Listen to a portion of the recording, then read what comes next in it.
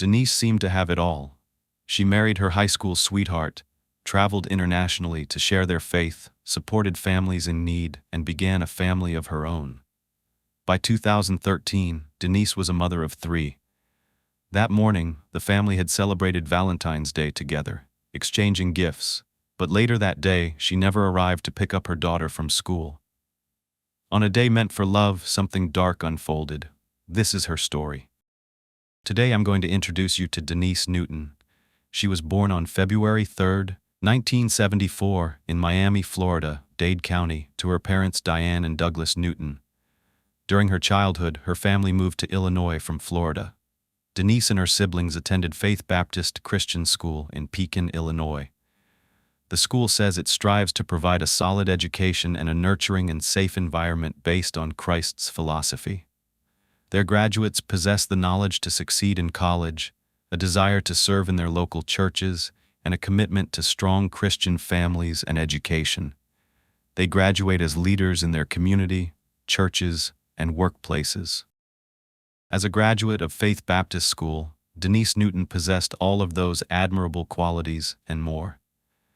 While Denise was attending Faith Baptist, she met her first crush.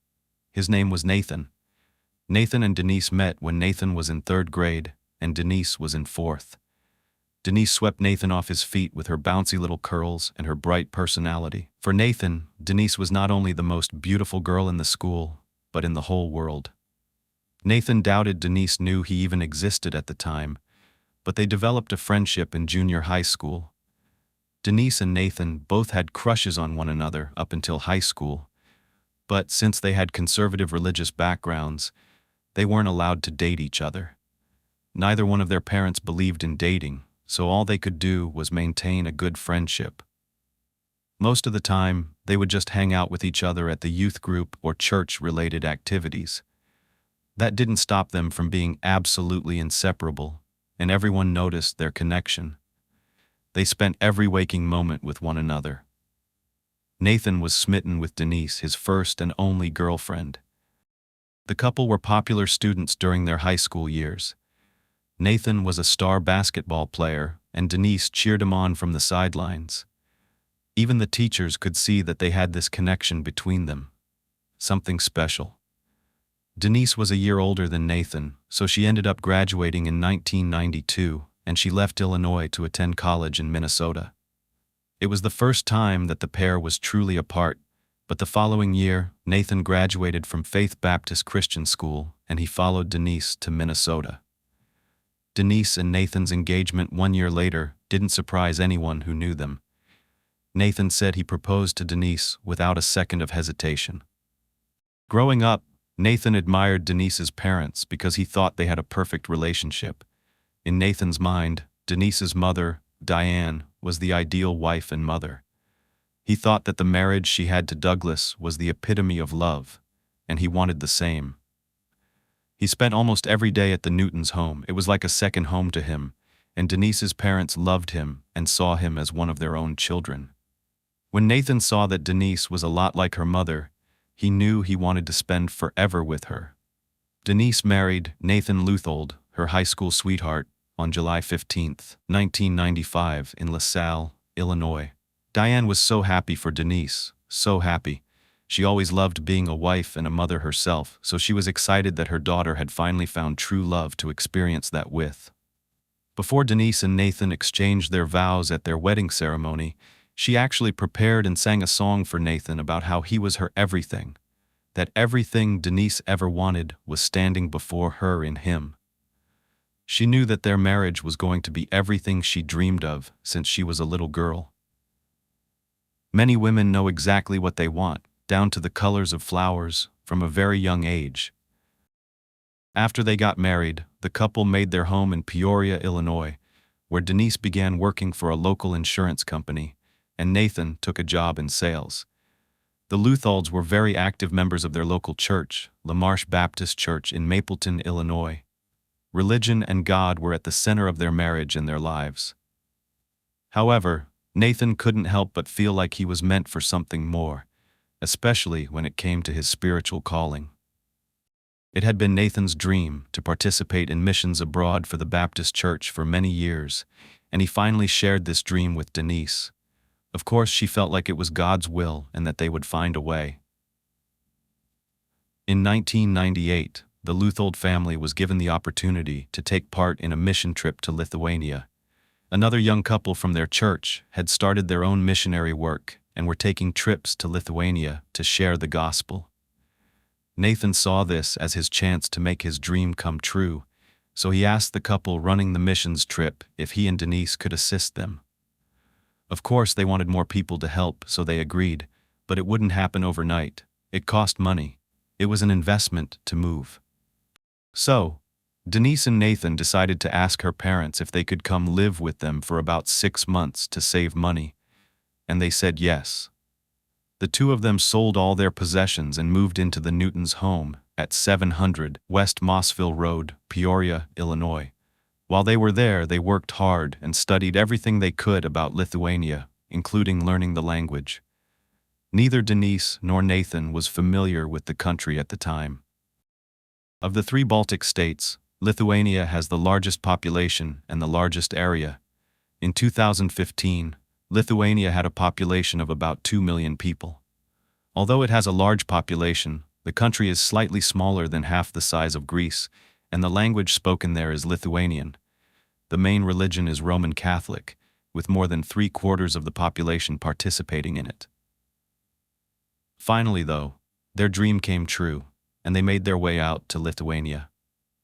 Denise absolutely loved being a part of sharing God's love and message with the Lithuanian children that she mentored. But after about a year, it was time to return home because the Leutholds were about to welcome a new baby of their own into the world. Shortly after arriving back in 2000, their son Seth was born. Now it was time to give their full attention to their own child and devote their time to him. But not too long after Seth was born, Denise found out she was pregnant again. She gave birth to their first daughter, Julia, and by 2002, the Leuthold family returned to Lithuania, living there on and off for the next 8 years. They would spend time there and then return to the US for a little while until they saved enough money to go back again. Even though Denise was excited about their work in Lithuania, it was really difficult for her to be alone with 2 young children in a strange country.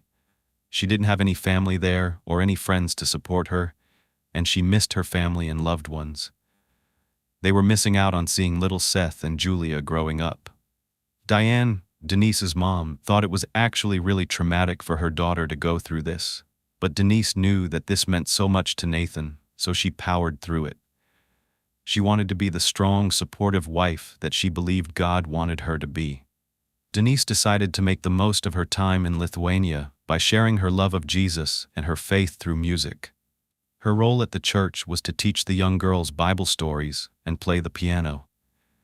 Denise devoted her time to children and their families, and she and Nathan even helped women who were in very toxic and dangerous relationships, getting them to places where they would be cared for. In addition, they helped several Lithuanian people come to the United States to study, play sports, or work, sometimes sponsoring students and helping them get set up financially, or assisting them with learning the culture in the United States. One family they got very close to was the Dobalida family, who they met back in the early 2000s. They had a little 6-year-old at the time named Ina, and she was there with her family, helping as much as they possibly could. By 2010, Denise was expecting baby number 3, little Janelle. So once again, the family made plans to go back and spend time in the United States until after the baby was born. They went back to live with Denise's parents while they worked, raised their children, and raised money to return to Lithuania. They wanted to raise enough money so that they could also sponsor students and assist families. A few years later, in 2013, the Leuthold family was still living in the United States with Denise's parents, Diane and Doug. You may remember this home, 700 West Mossville Road. It's where both of them lived when they were saving up the first time to go to Lithuania. It was probably a little cramped with Denise's mom and dad, plus the Leutholds and their 3 children. It was just a 3-bedroom home with 3 bathrooms, Maybe it was just enough for the two couples to have their own rooms, and the kids to take the third. At the time, Seth was 12, Julia was 10, and little Janelle was only 4. They really did have a growing family, and it was very generous of Denise's family to allow them to stay there. Denise was really happy to be back at home in Illinois with her family and friends. Besides being reunited with her loved ones, being back in the United States allowed Nathan to visit various Baptist churches and raise funds for their next mission trip to Lithuania, which was still his #1 passion. But a part of me kind of thought that the reason Denise wanted to get pregnant again was to move back to the United States. I could tell through everything I've read that it made her really homesick to be there, no matter how much she wanted to do for her husband. But let's go to Thursday, February 14, 2013, Valentine's Day. It was a normal weekday, except it was a holiday. When the Leutholds were back in the United States, they took pride in the American holidays, making sure their children got to celebrate Christmas, Thanksgiving, even Valentine's Day. So that morning, Seth, Julia, and Janelle woke up to find that Denise had laid out gifts for them on the kitchen table. The night before, Nathan had purchased a card and a rose for Denise, and left them on the table as well for his wife of almost 18 years.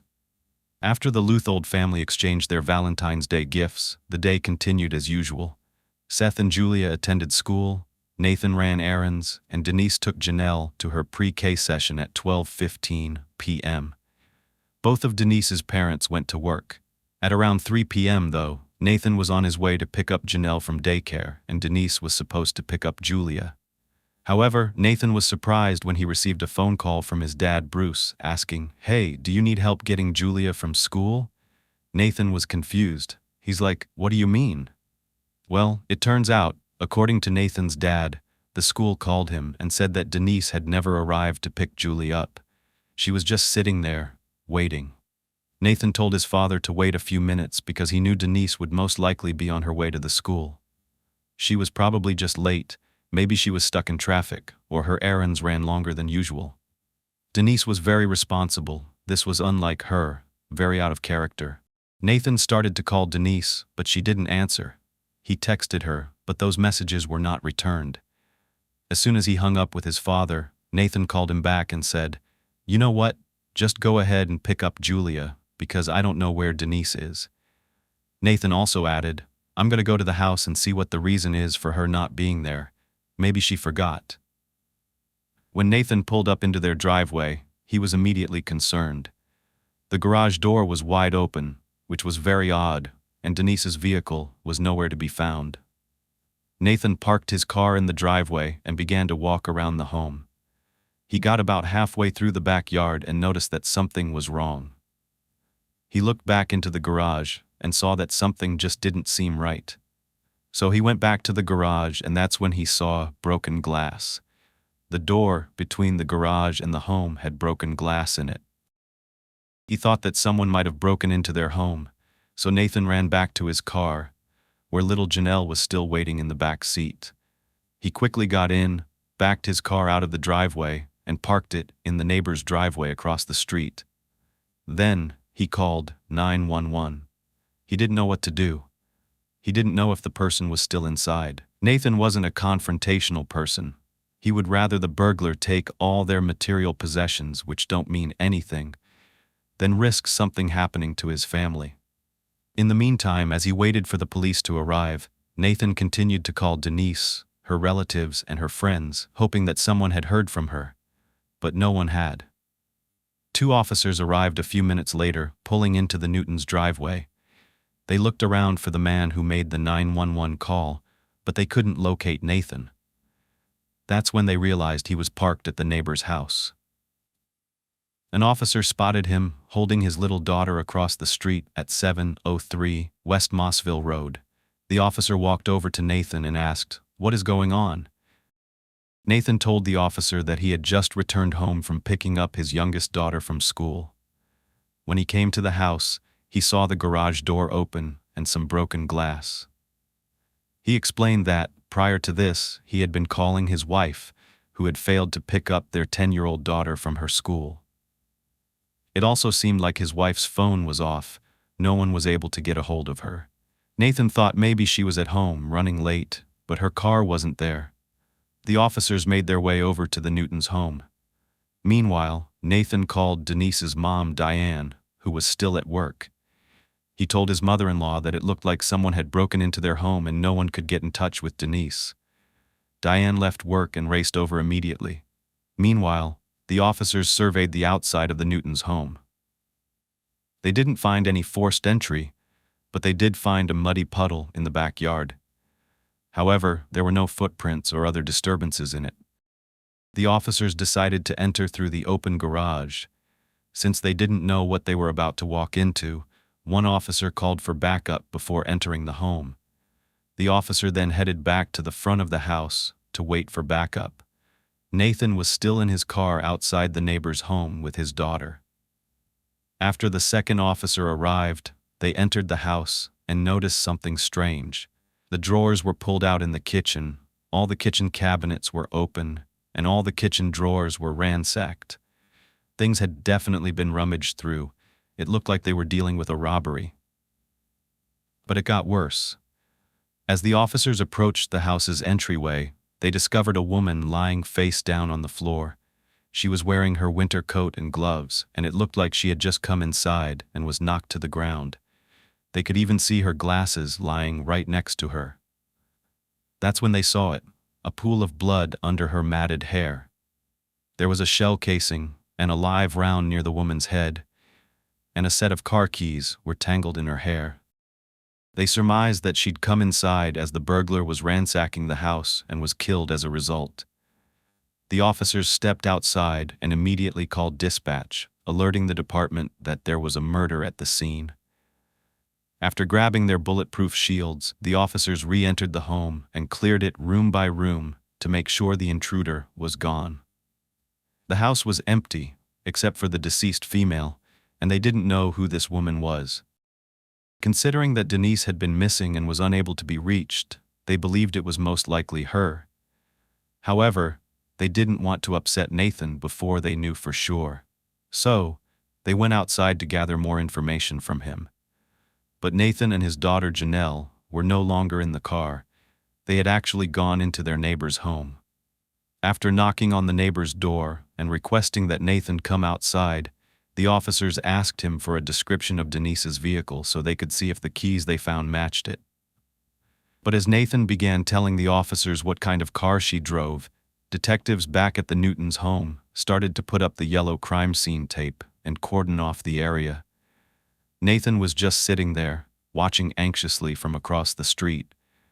The detectives on the scene thought the same thing as the first responders. Since Denise was wearing her coat and gloves when she was shot in the head, the detectives concluded that her shooter had ambushed her as she walked inside.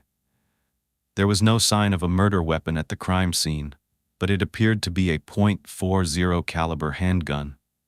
Although they didn't have an official identification through, let's say, an autopsy, the detectives matched Denise's body to pictures of her. Now they needed to notify Nathan about the horrific news that his wife of almost 2 decades, the mother of his 3 children, his soulmate, was dead. The thing is, Nathan already knew, and no, it wasn't a gut instinct or anything spiritual, his father told him. His father called Nathan and said, "I'm on my way. I just heard on the radio that local news said someone was found shot in your home." Nathan figured it had to be Denise because everyone else was accounted for. It was as if time had stopped. He was in disbelief. He covered his face and embraced his beautiful, curly-haired 4-year-old daughter, Janelle, who was the spitting image of her mother. He didn't know what he was going to do. His young daughter just smiled at him, not even understanding the gravity of what had just happened. Now, it was time for the officers to notify Denise's other family members.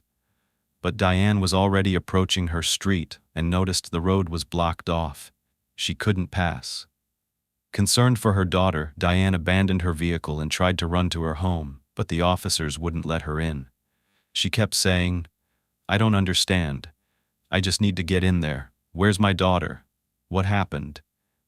Eventually, they were able to calm her down and told her that they needed her to come down to the police station so they could gather more information from her. It didn't take long after that for the police to inform her, in no uncertain terms, that her daughter Denise had been shot and that she did not survive. Diane called it the worst day of her life, and I can't even imagine that pain. Then she had to do something that takes a lot of courage. Diane had to notify her husband that their beloved daughter had passed away. When Denise's dad, Doug, heard that his daughter had been killed, he couldn't contain his sadness. He was an absolute mess. His little girl, even though she was 39 at the time, his little girl was gone. It was unbelievable.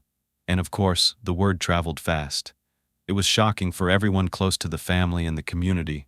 A murder on Valentine's Day, the day of love, had happened to a loving person, someone who had devoted their whole life to helping others. No one could understand why this was happening. But if it was random, then of course, the thief didn't care who they were when they crossed his path.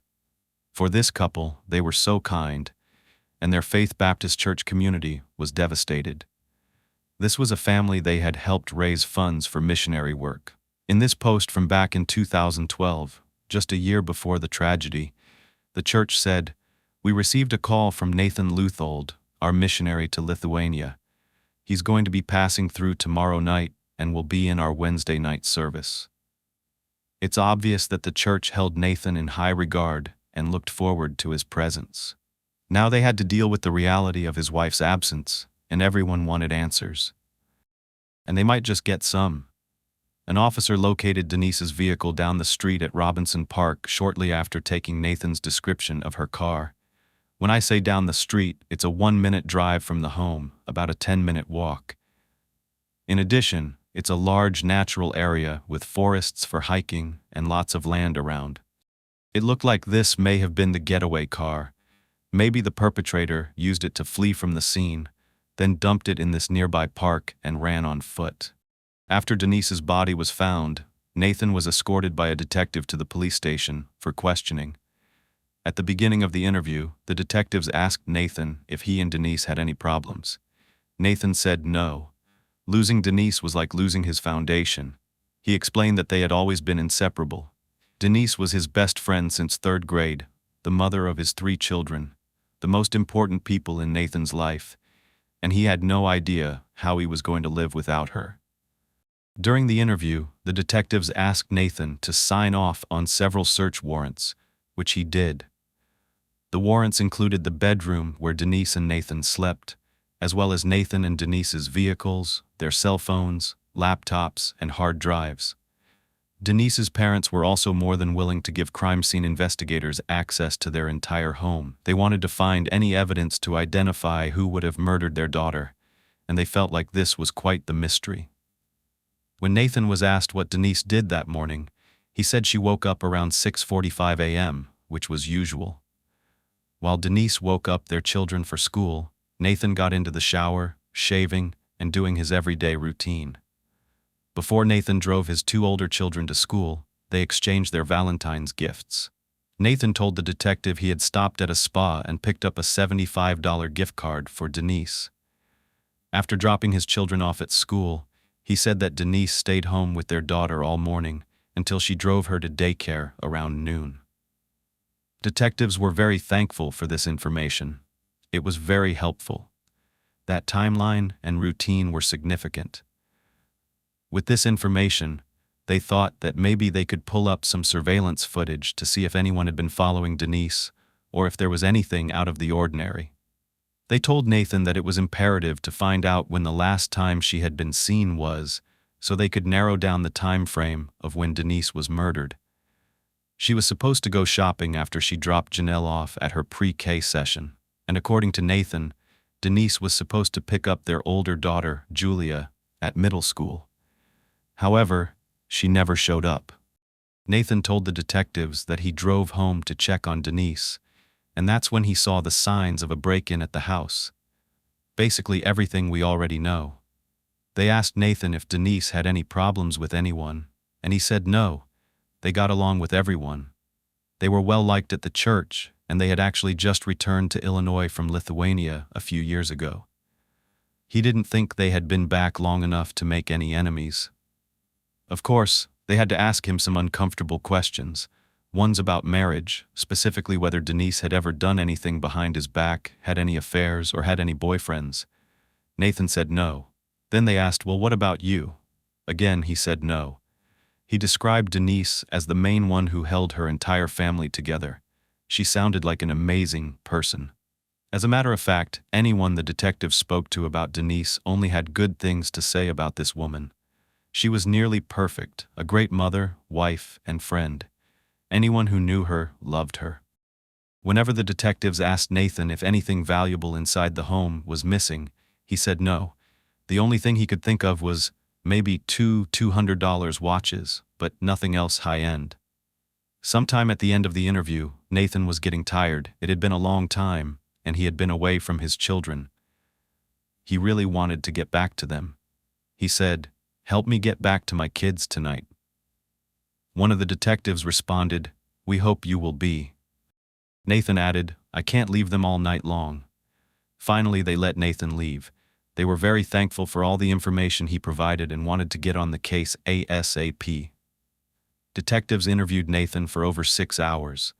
After leaving the police station at 12:30 on February 15, 2013, he headed to his sister's house to spend time with his children and grieve the loss of their mother and his wife. Residents in Peoria, Illinois, where Denise and Nathan lived, were terrified after hearing that even the police thought there could be a crazy killer on the loose. They were holding press conferences and telling people they needed to be on high alert. The schools were on lockdown. Residents were scared for their lives because this happened in the middle of the day. It could have been anyone. Things like this just didn't happen there. This was a place where kids played in the streets, and everyone trusted one another and knew one another. Now, the streets were bare. Everyone was scared. Since Nathan and Denise did not live in a high-crime area, residents began to be extra cautious.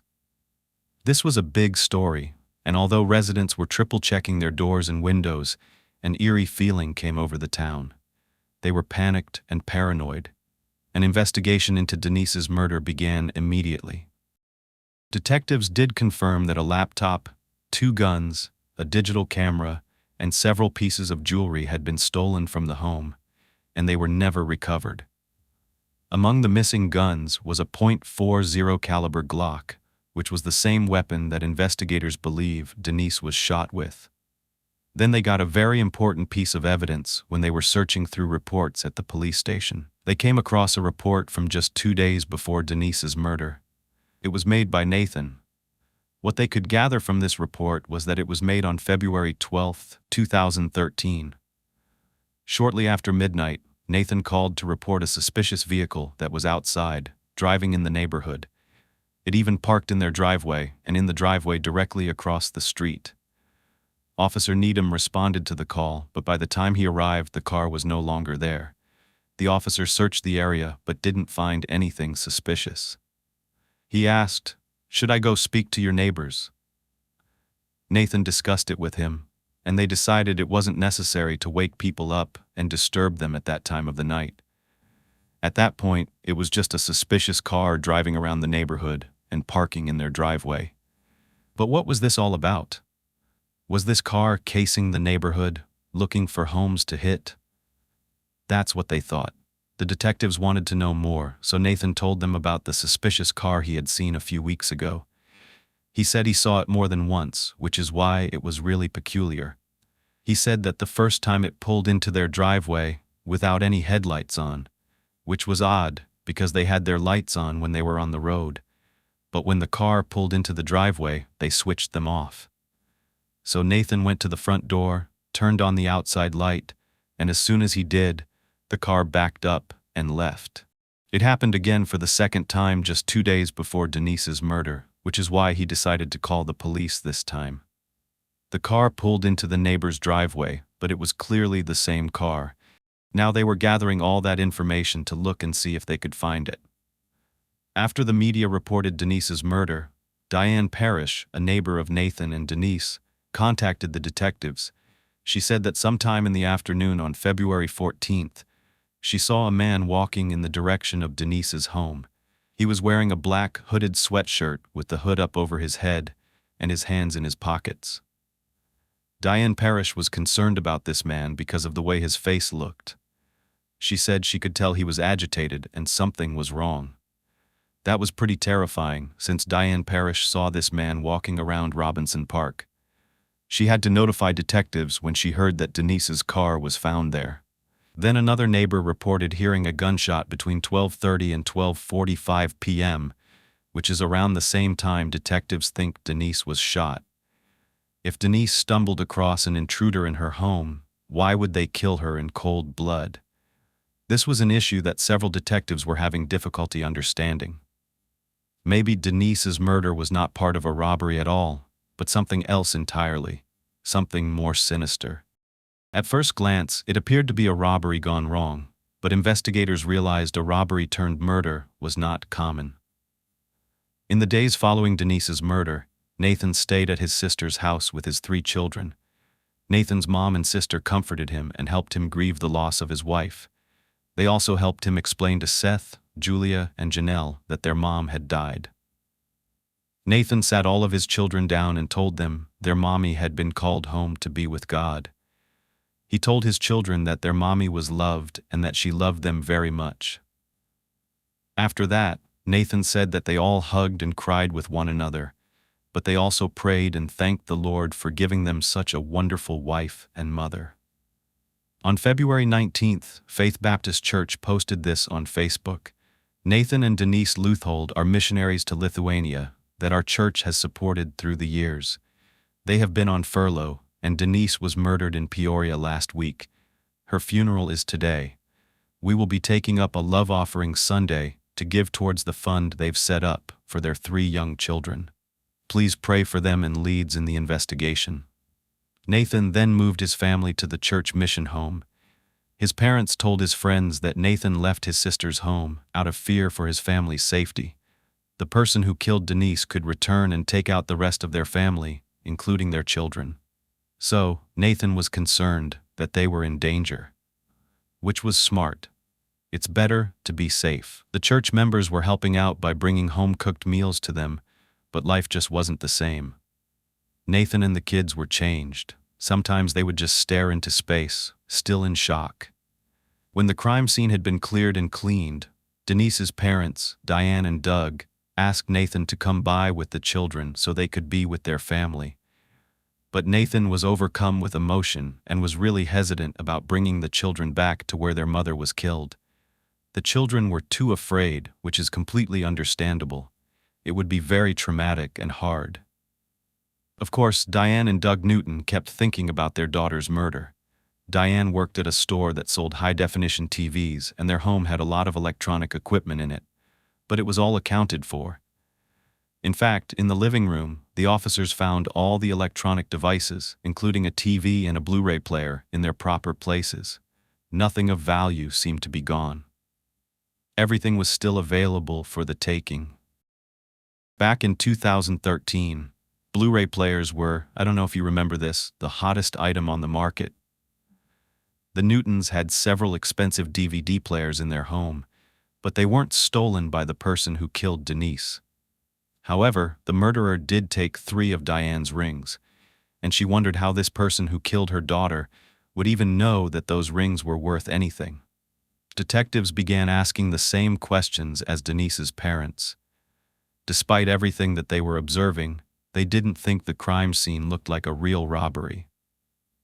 One of the first strange things that detectives noticed was the neatly arranged junk drawers on the kitchen floor. Yes, the drawers were removed, but they were placed neatly on the floor, like someone was concerned with making a mess. The officers noted that nothing was scattered around. The drawers were there, but you would assume if someone broke in and was rummaging through things, there would be a mess all around. Even more confusing was why a burglar would go through a junk drawer full of pens and scissors. It was obvious when you opened it up that there was nothing significant in there whatsoever, so why waste your time? It didn't fit the normal MO. Another thing, one of the missing guns belonged to Nathan. It just happened to be the same caliber weapon responsible for shooting his wife in the head. Nathan owned a few guns, a 12-gauge shotgun, a .22 pistol, and a .40 caliber Glock. He said he kept the .40 caliber in a gun case. So detectives asked, "How hard is it to open this case? Do you have to use a crowbar?" He replied, "No, nothing like that." "Okay, so the killer broke open a gun case," they asked. Nathan said, "Yeah, I guess so, but there was no broken gun case on the scene." They asked him what he thought happened to the gun case, and Nathan said, "Well, Denise's murderer must have taken it with him when he fled." Really? You know what they're thinking, right? They're starting to look at the husband. They always do. No matter how good of a person you are, if you're close to the victim, you're going to be on their radar. After shooting somebody in the head, detectives find it very difficult to believe a killer would have just stopped and then taken a broken gun case. You know, he had to open it up somehow, right? With him, a gun case that Nathan owned. The murderer would have probably wanted to get out of that house immediately. He wouldn't have wasted time looking for the gun case that he broke so that he could take it with him. It would also be another thing for him to carry. The detectives asked Nathan when the last time he fired this weapon was, and he said it was about 2 weeks ago. "I was in Oklahoma and I shot my .40 caliber Glock." But other things started to look suspicious as well. When the investigators initially came to the scene, Nathan didn't ask the police why they were entering the home with giant bulletproof shields. Wouldn't you be concerned if they were entering your house like that?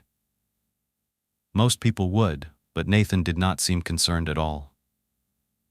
Later, as Nathan was starting to tell the officer what kind of car his wife drove, the officer thought it was odd that he didn't even ask why. Wouldn't he want to know if they found anything inside? Nothing. Not one question. Not to mention the fact he already knew his wife was dead, which, according to him, was related to him. Another thing detectives couldn't understand was how the killer drove Denise's car. Recall that they found a set of car keys matted in her blood-soaked hair. Did he hotwire the car, or did someone use a spare set? Detectives asked Nathan whether he knew if there was a spare set of keys to Denise's car, and he said, "I don't know. Anytime I drove Denise's car, she just gave me her keys." They asked when the last time he drove it was, and he said, "I don't know, maybe like a year ago." But what didn't make sense was if the killer had to use a set of spare car keys, they had to be somewhere in the house that could be easily accessible, especially because there was no evidence that the ignition had been tampered with. So the car was not hot-wired, he used the key. So where did he get this key? Detectives wanted to know and asked Nathan if his car was ever at Robinson Park that day. He actually said yes, which is very odd. He said, "Yeah, I was sometime in the early morning," and then backtracked and said, "Well, it wasn't like early, it was just earlier before I came back to the house." They wanted to know why, and Nathan explained, "Oh, I just pulled over to take a phone call." Dude, you were 1 minute away from being home. That really did not make any sense. Still, the weirdest statement yet came from Nathan when he was driving with them to the police station. When they passed Robinson Park, one of the detectives heard Nathan whisper, "The car's gone." If you didn't catch that, he said, "The car's gone," under his breath, almost as though he didn't know he was saying it out loud. It was shocking to him at that point. However, Nathan had not been told that anyone found Denise's car at the park. So why would he say that? It's looking like Nathan has some explaining to do, but first investigators want to take a deeper dive to see what they can find out about him. I definitely was not ready for this at all. The detectives confronted Nathan with everything. The fact that there's a missing .40 caliber just like the one he owned, plus the case, and Denise's car was moved seemingly by magic, since supposedly there were no spare keys. He fails to mention that his car was also at the park where they found her car that day. But he didn't have much to say. He kept saying, "I don't have the answer," when they asked him why he didn't mention that he was at the park. His excuse for not telling them he was at the park was because he just took a short phone call. But they didn't like what they were hearing and putting together. Let's go back to what they found inside the home. While searching in Diane and Doug Newton's home, the investigators uncovered $300 in a drawer, Denise's wallet, her purse, and then they found a day planner with a bunch of notes jotted down by Denise. It had quotes, scriptures, information about the kids' school, but one entry really stood out to detectives. Denise's entry was written to Nathan and painted a very different picture of their relationship, different than the one Nathan claimed he had with his wife. Additionally, this entry in the day planner might have hinted at Nathan's motive for murdering Denise, if he was indeed her. The entry reads, "What on earth could you possibly be thinking? I can't imagine anything you could tell me that would hurt me worse than what you're doing to me right now. I don't think there's anything I've done or not done to deserve this. I have tried to please you for 17 years and never succeeded, never been enough, never done enough. I know you want me dead. I'm not stupid. I suppose I will confirm my worthlessness to you when I write that I'm not brave enough to do that job for you. And now, all of a sudden, you're taking me with you to places? What is that all about? Maybe you think I don't feel bad enough. You act like you're somehow noble because you won't tell me why you're doing this. It makes me sick. I have been willing at any time to fall in love with you again, but you reject me every time. I wish I could hate you. I've tried to hate you because I thought it would make it easier. I thought it wouldn't hurt so bad. Of course, I couldn't do so, failed at that too. I've been without pride, humiliating myself to try and win something that belongs to me. You don't seem to care. Well, I quit. I'm not going to try and please you anymore. I'll do what I have to do, but no more of that game. You want to humiliate me by running around with a 20-year-old? Fine. I won't grovel. If I have not pleased you in 17 years, nothing I do now will, and I refuse to leave my children just because you decided to do this to me. You're the only person who thinks that I'm a bad mother. Complete strangers compliment me on them, so I will not join you in obsession for perfection. I'm the same person I've always been. I am not weaker, and in many ways, I am stronger. I refuse to play to your perfectionism. I have borne neglect and criticism and kept going, but now this. How long are you going to do this to me? Oh yeah, until I break. That's what you said, isn't it? Well, happy waiting." That is a letter and words from a wife who is grieving. She's grieving the loss of the love of her life. Clearly, there were issues in their relationship. The detectives wanted to know who the 20-year-old girl that Denise was referring to in her note was. When the detectives received their records from Nathan's cell phone, they found out who Denise was alluding to. When they looked at who that phone call came in from, the one that he said he had to pull over in the park to receive, the park that was only 1 minute away from the house, it all seemed to make sense. It was one of the foreign exchange students that they were sponsoring. But when I tell you her name, I hope it rings a bell. Ina Dobelaite. You've heard this name before, remember? She was the little 6-year-old girl I mentioned earlier in this story. During their time in Lithuania, the Leuthold family became friends with the Dobelaite family, which included their young daughter, Ina. The Leutholds and this family became acquainted in 1998. Denise and Nathan could see that little Ina was dedicated to God and her faith. She had given herself to the Lord, and Ina's mother was the one who truly helped Denise and Nathan get acquainted with everything in Lithuania. She took the men, taught them the language, and helped them. Ina's mother was also always doing a lot for others and for the church, and Nathan was enamored with the way that little Ina followed her in her footsteps. Because it makes my stomach turn. She's 6, well, she was 16. Ina started babysitting for Denise and Nathan's children and participating in Denise's music lessons. Like Denise, Ina was a talented musician. She dreamed of studying music in the Bible in America, and then she wanted to return to Lithuania to use her skills as a musician to help connect people with God. The Leutholds wanted to help, especially Nathan. I wonder why. It's like she's a younger version of Denise. In 2010, when Ina turned 18, Denise and Nathan agreed to sponsor her to come to the United States on a student visa. She enrolled in a Christian university in Pensacola, Florida, and Nathan decided to open up a joint bank account for himself and Ina so that he could easily help fund things. For about 2 years, Nathan was the one who took care of Ina's living expenses. During any school breaks, she would actually fly to Illinois and stay with Denise and Nathan. But during Ina's time in Pensacola, Nathan was frequently traveling from Illinois to Florida to visit this teenager. She stayed with her sponsor. No, that is just wrong. No, and the Christian university did not agree with this. They didn't take well to the fact that she was sleeping off campus with her older married sponsor, so they put her on academic probation, as they should. I mean, I understand they're both technically adults, but this is just inappropriate. Before the Christian university suspended her, Ina decided to leave the school and move to Illinois. She transferred to a non-religious school called Illinois Central College, which was a community college. She also decided to live in the basement of Denise's parents' home, the one that Denise and Nathan and their children were also living in. He moved her right in under his wife's nose. But of course, Denise is a wonderful woman. She loves helping people. So while Ina's living with her sponsors, Nathan would take her to a spa. It was called 5 Senses Spa in Peoria, and he paid for Ina's massages, waxing, and hair services. This was the same spa that Nathan told detectives he bought a gift card for Denise for. Remember that Valentine's Day gift card for like $74? Well, this information definitely interested the detectives.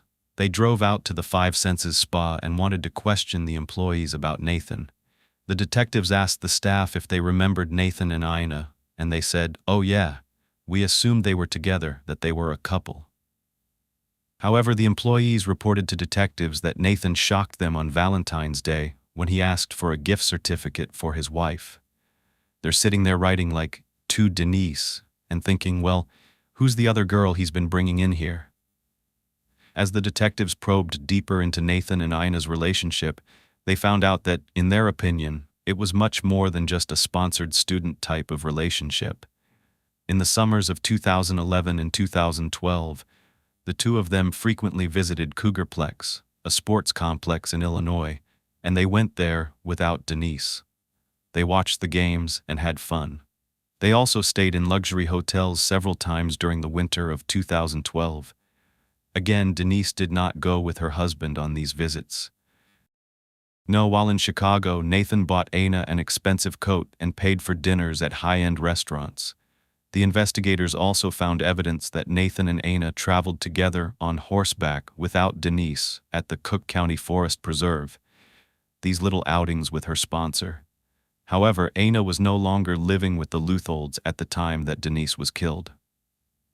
She had actually transferred to a Christian university back in Chicago called the Moody Bible Institute. It was 160 miles away from where they were and where Denise was murdered. But before Denise's murder, Diane, her mom, actually had this weird feeling about everything that was going on. Of course she did. She actually confronted her daughter and said, "How do you feel about your husband having this relationship with Ina? Are you jealous that he's traveling with this teenager all alone?" According to Diane, Denise said no, that Ina was like family. Denise told her mom that she understood and supported Ina's decision to get help from Nathan while she was living in the United States. Nathan was the only person who could speak fluent Lithuanian, and Denise said that she supported their friendship. She trusted him, and she probably shouldn't have, but they had sponsored a number of other students before. She didn't think she had anything to worry about. Detectives reviewed the text messages on Nathan and Denise's cell phone records, and Nathan's texts to his wife were very different from the ones he sent to Ina. Most of the messages that Nathan exchanged with Denise were mundane. They lacked emotion and were almost always about the children, like what they were doing, confirming pickup times, drop-off times, things like that. They were not flirtatious or passionate. But when it came to Nathan and Ina, these weren't just conversations about scripture. The detectives were actually able to recover some messages that Nathan thought he had deleted. In one exchange between the two of them, it was the afternoon before Denise's murder. Ina says, "I'm going to the gym," and Nathan responds, "Without me." When she was done, she said, "Done with the gym," and Nathan replies with, "What?" This man is asking her if she is, what, and I know he does not mean from the shower or her sweaty workout. She responds with, "A little bit," and Nathan says, "But you smell good. You are also beautiful." He doesn't have game. He doesn't. Those are like what? But really, come on, You're asking this young girl if she is wet? No. Having gathered sufficient background information on Ina, the detectives drove to Chicago to question her regarding her relationship with Nathan. They wanted to start out very simply. They didn't want to tip her off about the fact that they knew there might be more going on with her and Nathan. They asked the basics. How do you know the Leutholds? How long have you known them? Can you tell me a little bit about the family? But as they got into more probing questions, guess what happened? Ina, who had been speaking complete fluent English, suddenly started to say, I don't understand the question. I don't understand. Really? She just stared at them, stone cold, and refused to answer any other questions about Denise. The detectives tried to shock her. They put crime scene photos, bloody crime scene photos, and Denise's autopsy photos in front of her, and she never responded. They were frustrated by the lack of emotion from this girl, so they called her out. One of the detectives, who was a badass, I love the way he went about this because I watched some of these interviews, was just going hard. He said, these people brought you to America from Lithuania. They treated you like family, and now this woman is dead and it doesn't bother you? She just looked at him and said, I cried enough over the weekend. But you couldn't understand why it didn't seem like she cared. And it didn't end there. During the interview, the detective questioned her about the trips to the spa. This detective was like, listen, if my wife ever found out that I was taking a 20-year-old for waxes and massage appointments, I would be kicked out of the house. My stuff would be on the front yard. This made no sense to him, so he said, what is all of this about? The detective was relentless. He even went so far as to literally confront her and say, what did you need waxing with Nathan there? And she just did not respond. I mean, this detective was ballsy. He was literally like, what exactly was he getting waxed up for, huh? When the detectives asked Ina if she and Nathan had a sexual relationship, she denied it. They said, okay, well, why did you switch schools? They already knew why, but they wanted to hear it from her. She said she injured her hands while she was studying piano and had to leave.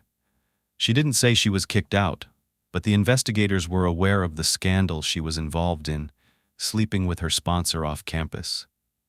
So now they've caught her in a lie.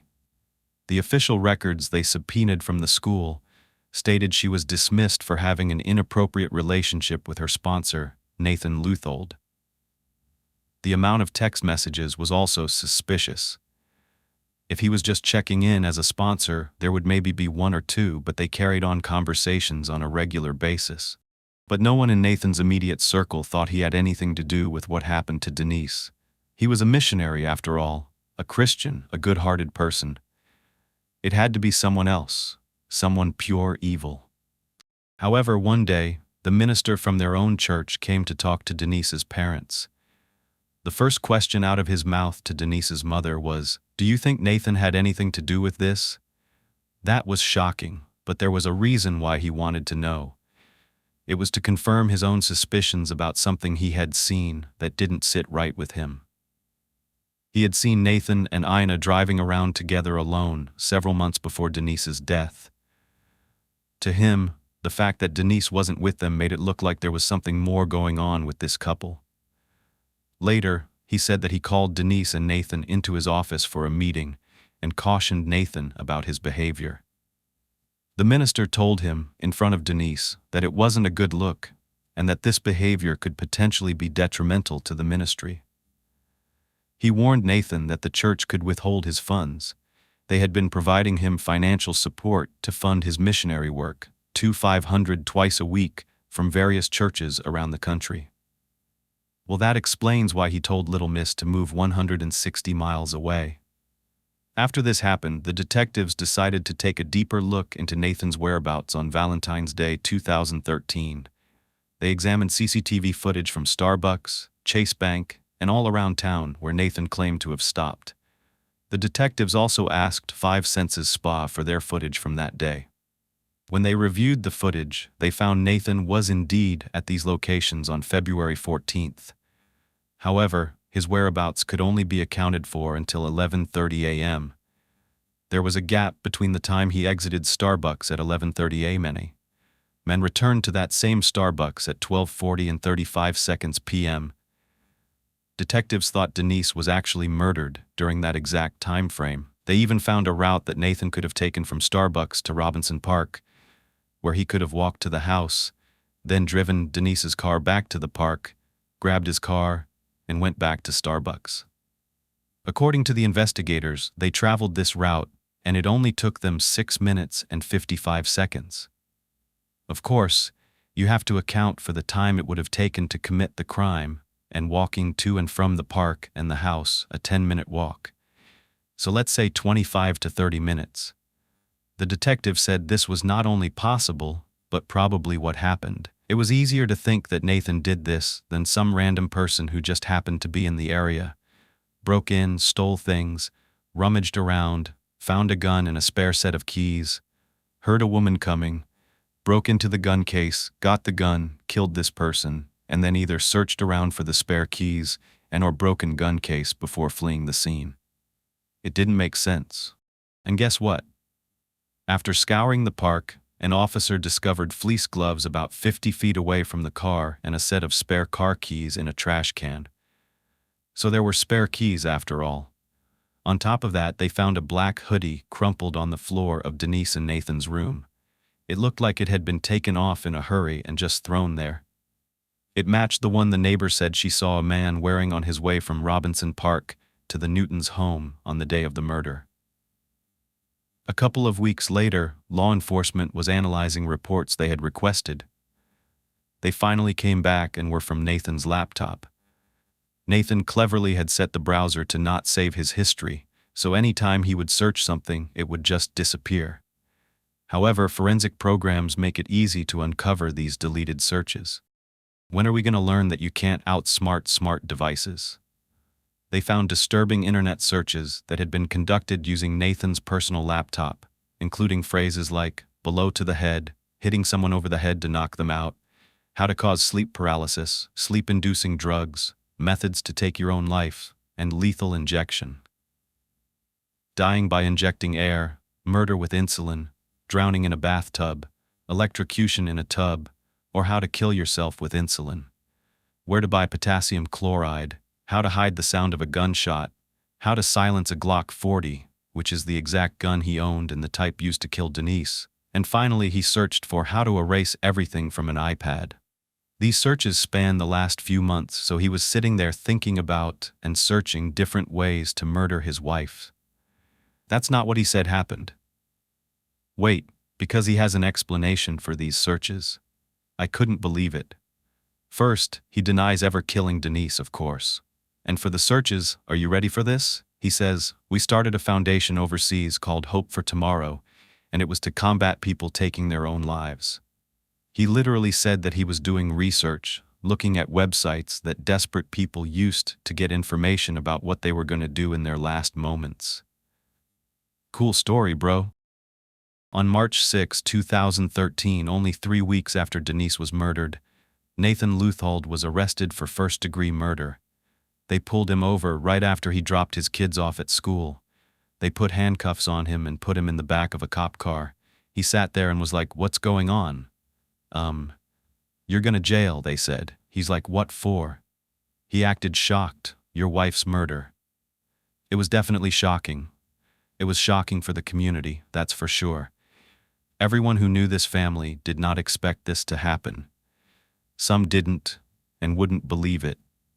Many people who had known Nathan for years said that the only reason they were putting him behind bars was because the police couldn't solve the case, so they needed to place blame on someone.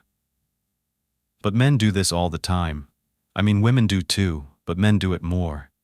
Even Denise's mom would not believe it. This was someone she knew since he was a child.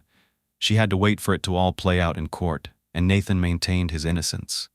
He said that Denise was the one he would go to in any difficult time to ask what to do, and that he found himself doing that in the days after her death. Like, what do we do with the kids?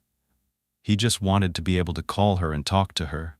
Well, like I said, I've heard and seen this before. It's the same song and dance from Stephen Grant, who dismembered his wife and stuffed her in a Rubbermaid container, so it means nothing to me. It's alligator tears. After his arrest, Nathan filed several pre-trial motions. His first motion was to suppress all the statements he made the day of Denise's murder on February 14, 2013. He claimed he'd never been informed of his Miranda rights before his 6-hour interview. Nathan's sister, father, and several detectives appeared before the court during a 2-day hearing in March 2014. The court reviewed Nathan's interview in its entirety, and after hearing the detective's testimony and reviewing the footage, the court determined that the language used by the police was never confusing. Additionally, the court noted that Nathan spoke coherently and appeared confident during his interview. He also received several phone calls. Some of those were from Ina.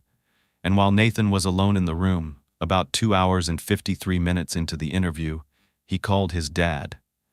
According to the court's interpretation of these recordings, Nathan never mentioned anything about wanting to leave. He didn't tell his father he wanted to speak to a lawyer, nothing like that. According to the court, however, Nathan seemed pretty concerned when his father told him that Denise's murder was broadcasted on the news and that it was on Facebook. He was even more concerned when he found out that the pastor of their church found out about her murder. Did he not think anyone would care that his wife was gone? Did he think his church wouldn't be talking about it, that this wouldn't be big news in their community?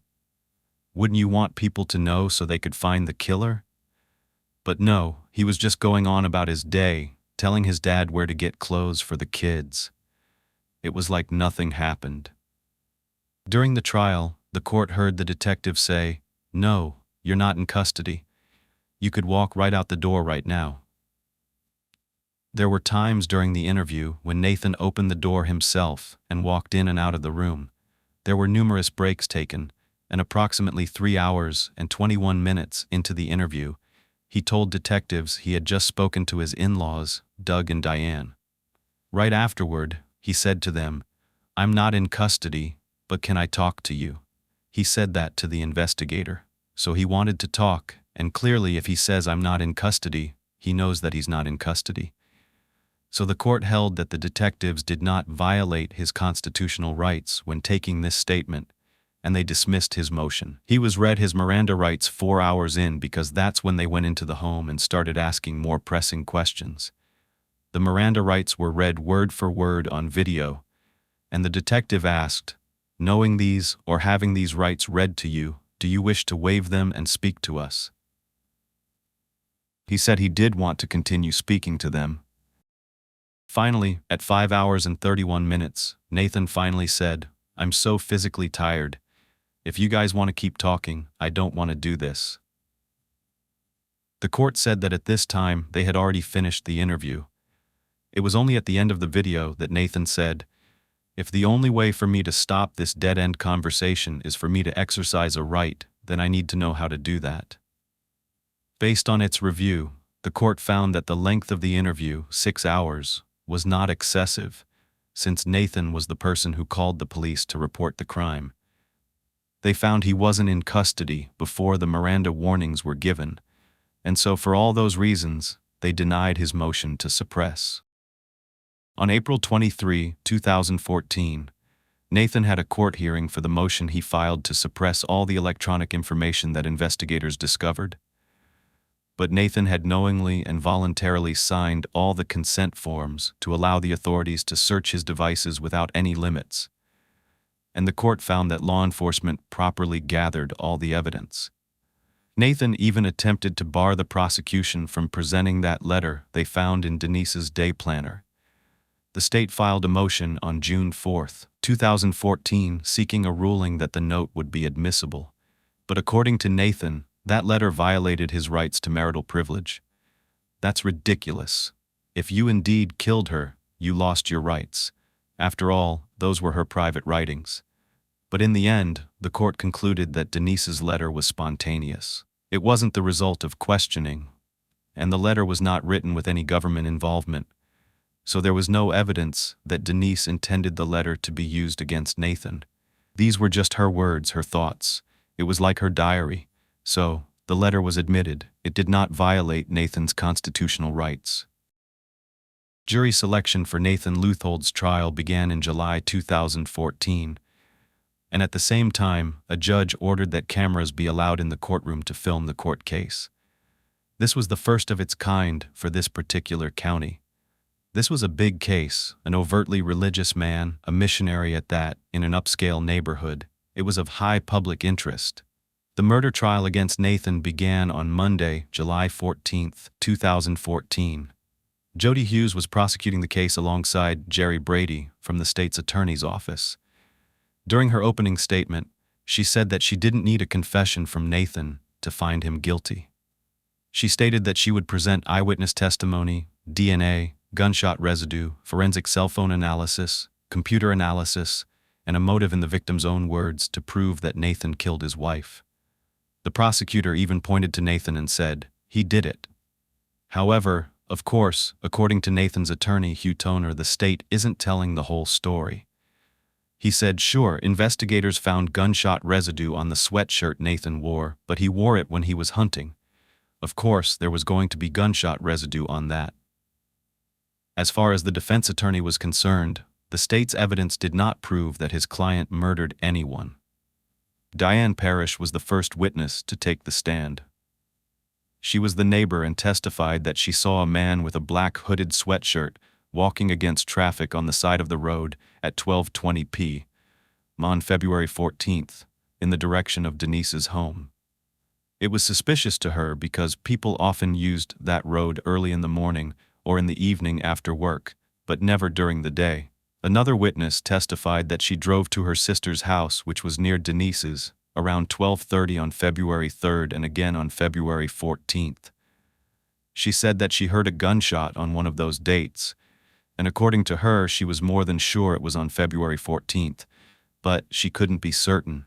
However, that goes to the time frame. Even little Miss Aina testified in Nathan's trial with the assistance of an interpreter. Before Nathan's murder trial, she invoked her Fifth Amendment right to remain silent. However, the state offered her immunity, so she changed her mind and decided to testify. While on the witness stand, Aina stated that she attended college in Pensacola, Florida, between 2010 and 2011.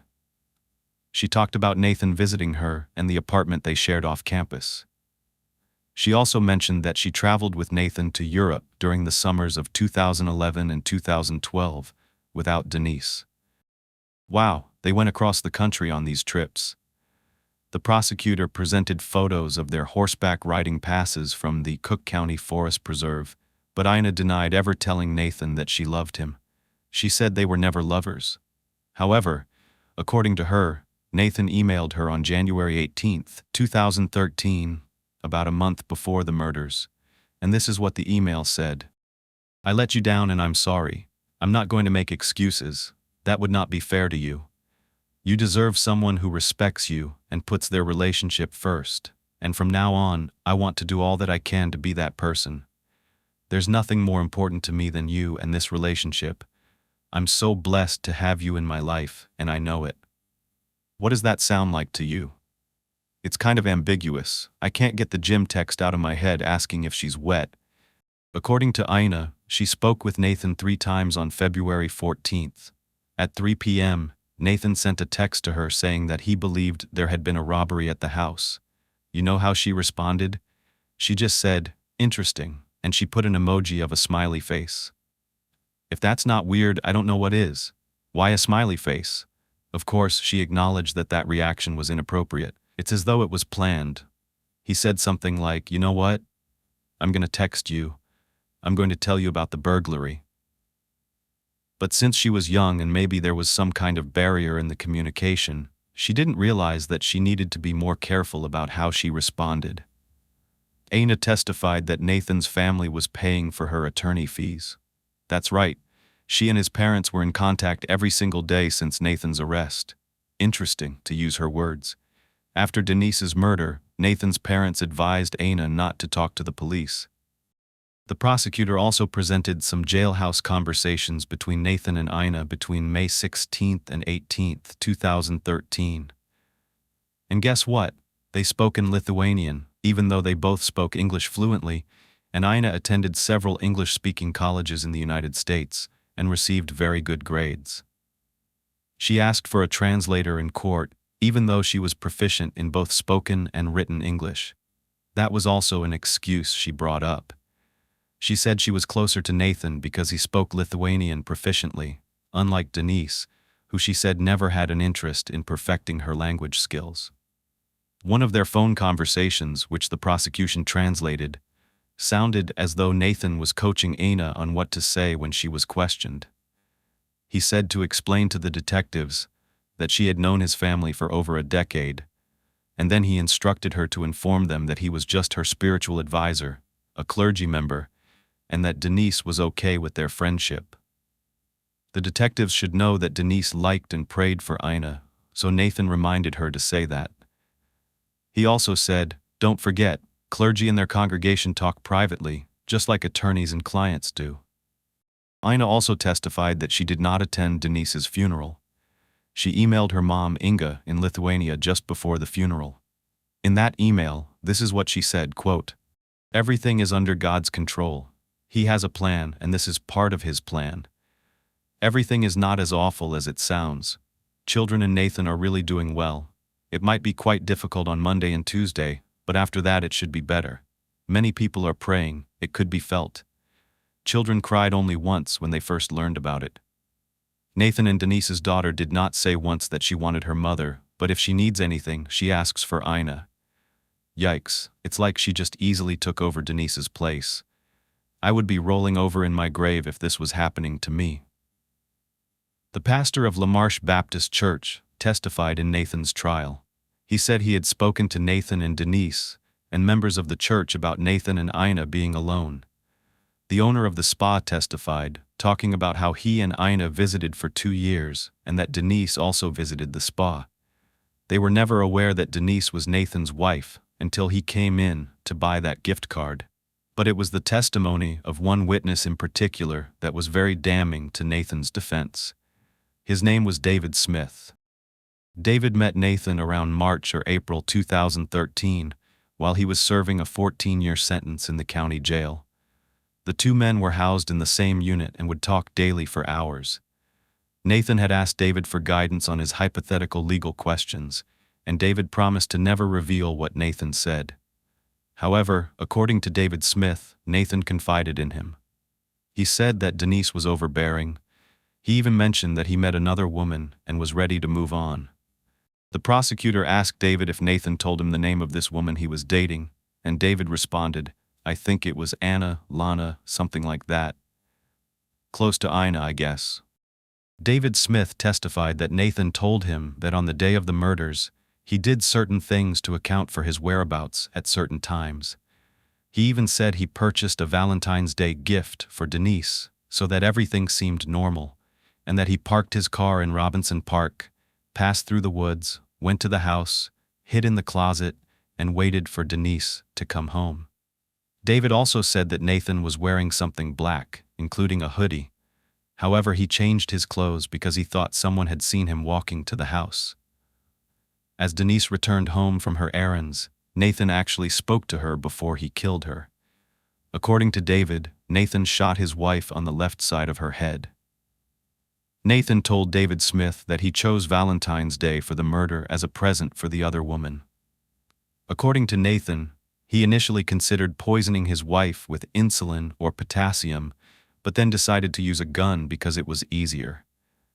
He wanted to find a silencer and deliberately went to places like Starbucks and the bank, just hanging out so that he could be places at certain times. I realized that these jailhouse snitches aren't always reliable in telling the truth. They do have access to the news, so it's not always that persuasive, but David knew very crucial information. A forensic scientist found Nathan's DNA on Denise's gear shift, which was interesting since Nathan had said during his initial interview that he had not driven her car in over a year. Another forensic scientist testified that gunshot residue was found on the right cuff of that black hooded sweatshirt in Denise and Nathan's room. Based on these findings, the black sweatshirt was either near a firearm when it was fired or had made contact with an item with gunshot residue. After the state rested, it was time for Nathan's attorney to present their case. The first witness they called was a neighbor of Denise and Nathan's. He said that he saw that suspicious vehicle at least twice on the street that he shared with Denise and Nathan. The defense said somebody else committed this murder and presented evidence regarding other home invasions and burglaries in the area. A detective testified that a series of home invasions followed Denise's murder. Each of these crimes happened within a year. The offenders would enter the home, remove electronics and jewelry, and even made off with the victim's car, just like they did in Denise's case. But my question was, did they kill someone in those cases? After hearing both the state's and the defense's arguments, the trial court ruled that none of these other crimes committed in the area were relevant to Denise's murder. The judge noted that those robberies occurred months after Denise's death. All of those crimes were on the opposite side of town in more densely populated areas. Furthermore, the offenders in the other burglaries tied up the victims, taunted them, looted their homes, and stole their vehicles. But Denise's car was left not far from their home. In the other cases, the cars were left in other counties, far from where the crime was committed. The additional cases did not involve injuries or death. The prosecution and the defense gave their closing arguments. The state's attorney focused on evidence related to motive, the extramarital affair with Anna. Aside from that, they argued that Nathan didn't show any emotion during that video-recorded interview. He didn't even ask what happened to his wife. It only took the jury 2 hours to come back with a guilty verdict on first-degree murder.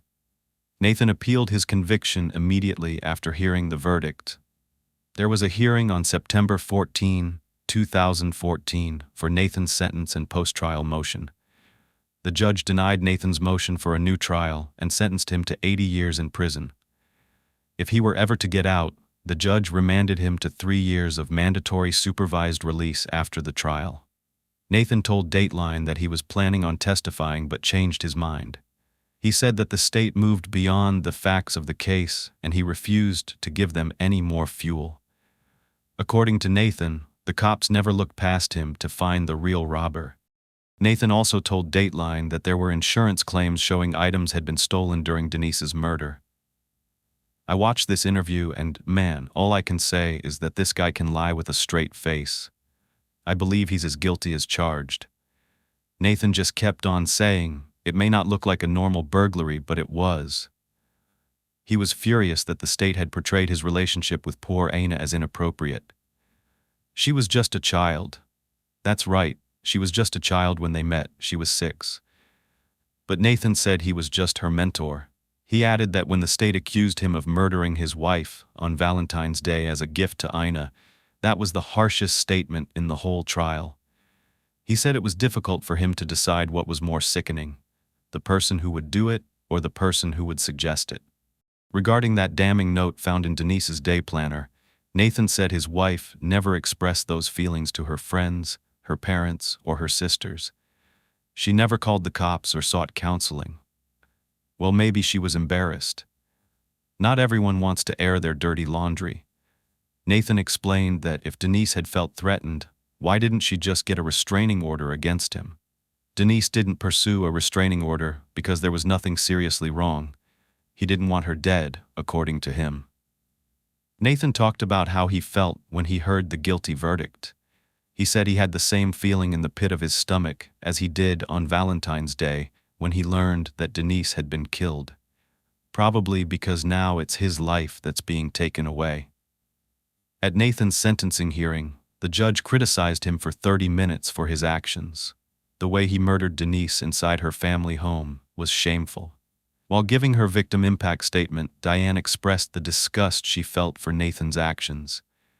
She described her son-in-law as repulsive and evil and said that he had stolen their daughter from them. He actually filed a motion to retain custodial rights over his 3 children, Seth, Julia, and Janelle.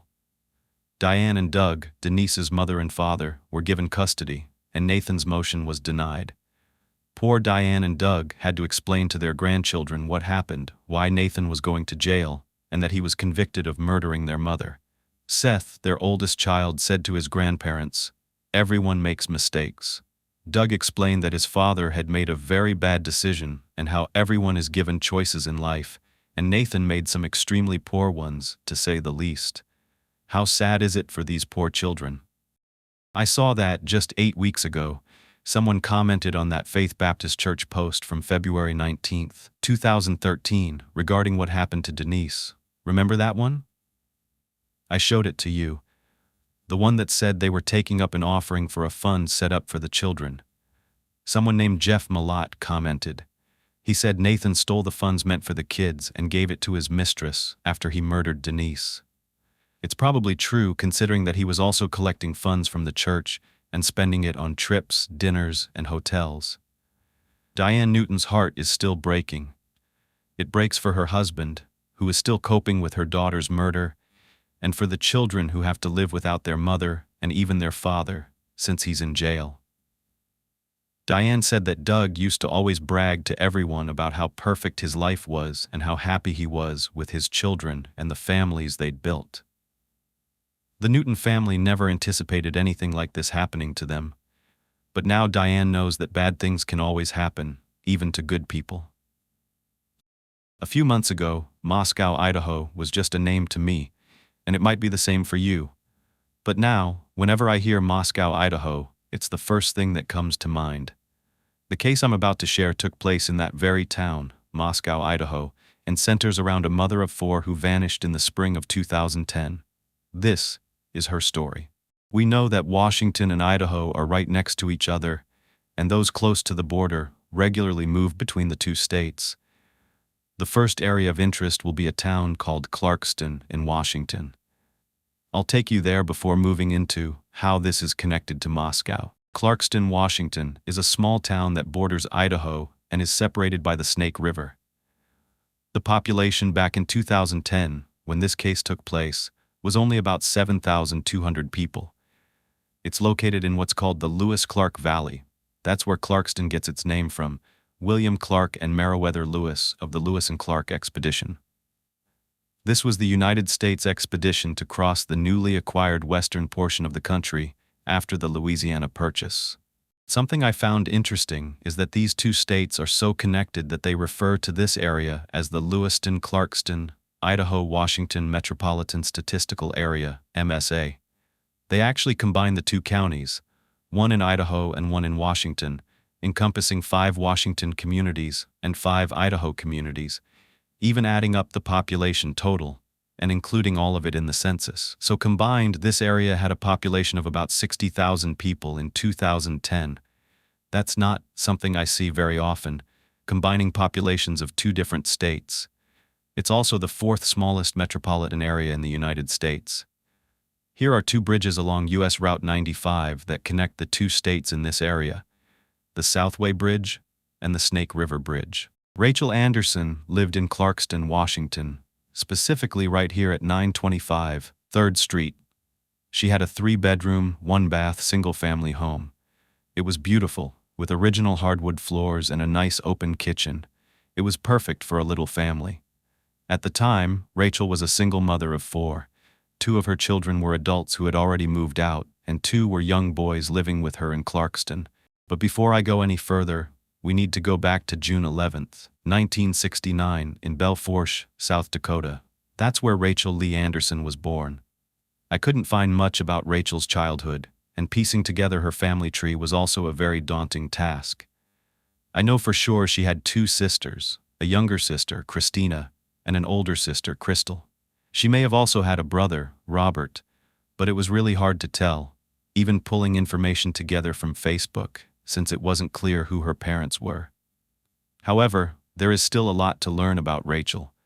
From what I could gather, it appears that her family moved from South Dakota to Lewiston, Idaho, though it's not certain when this occurred.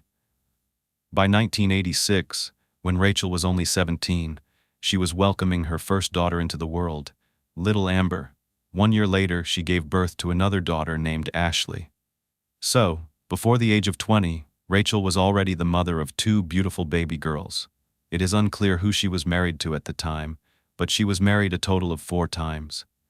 Being close in age, I would assume that Ashley and Amber grew up side by side, forming a tight bond that shows later in life when tragedy strikes this family.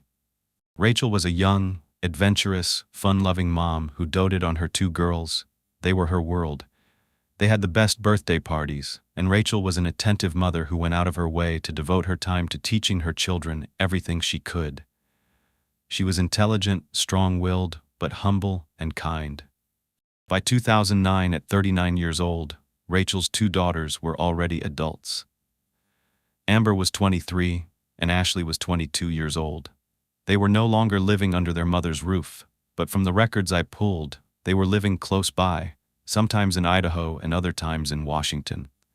What is clear is that they were both close enough to get to Rachel's house within a reasonable amount of time, and both girls were very close to their mother.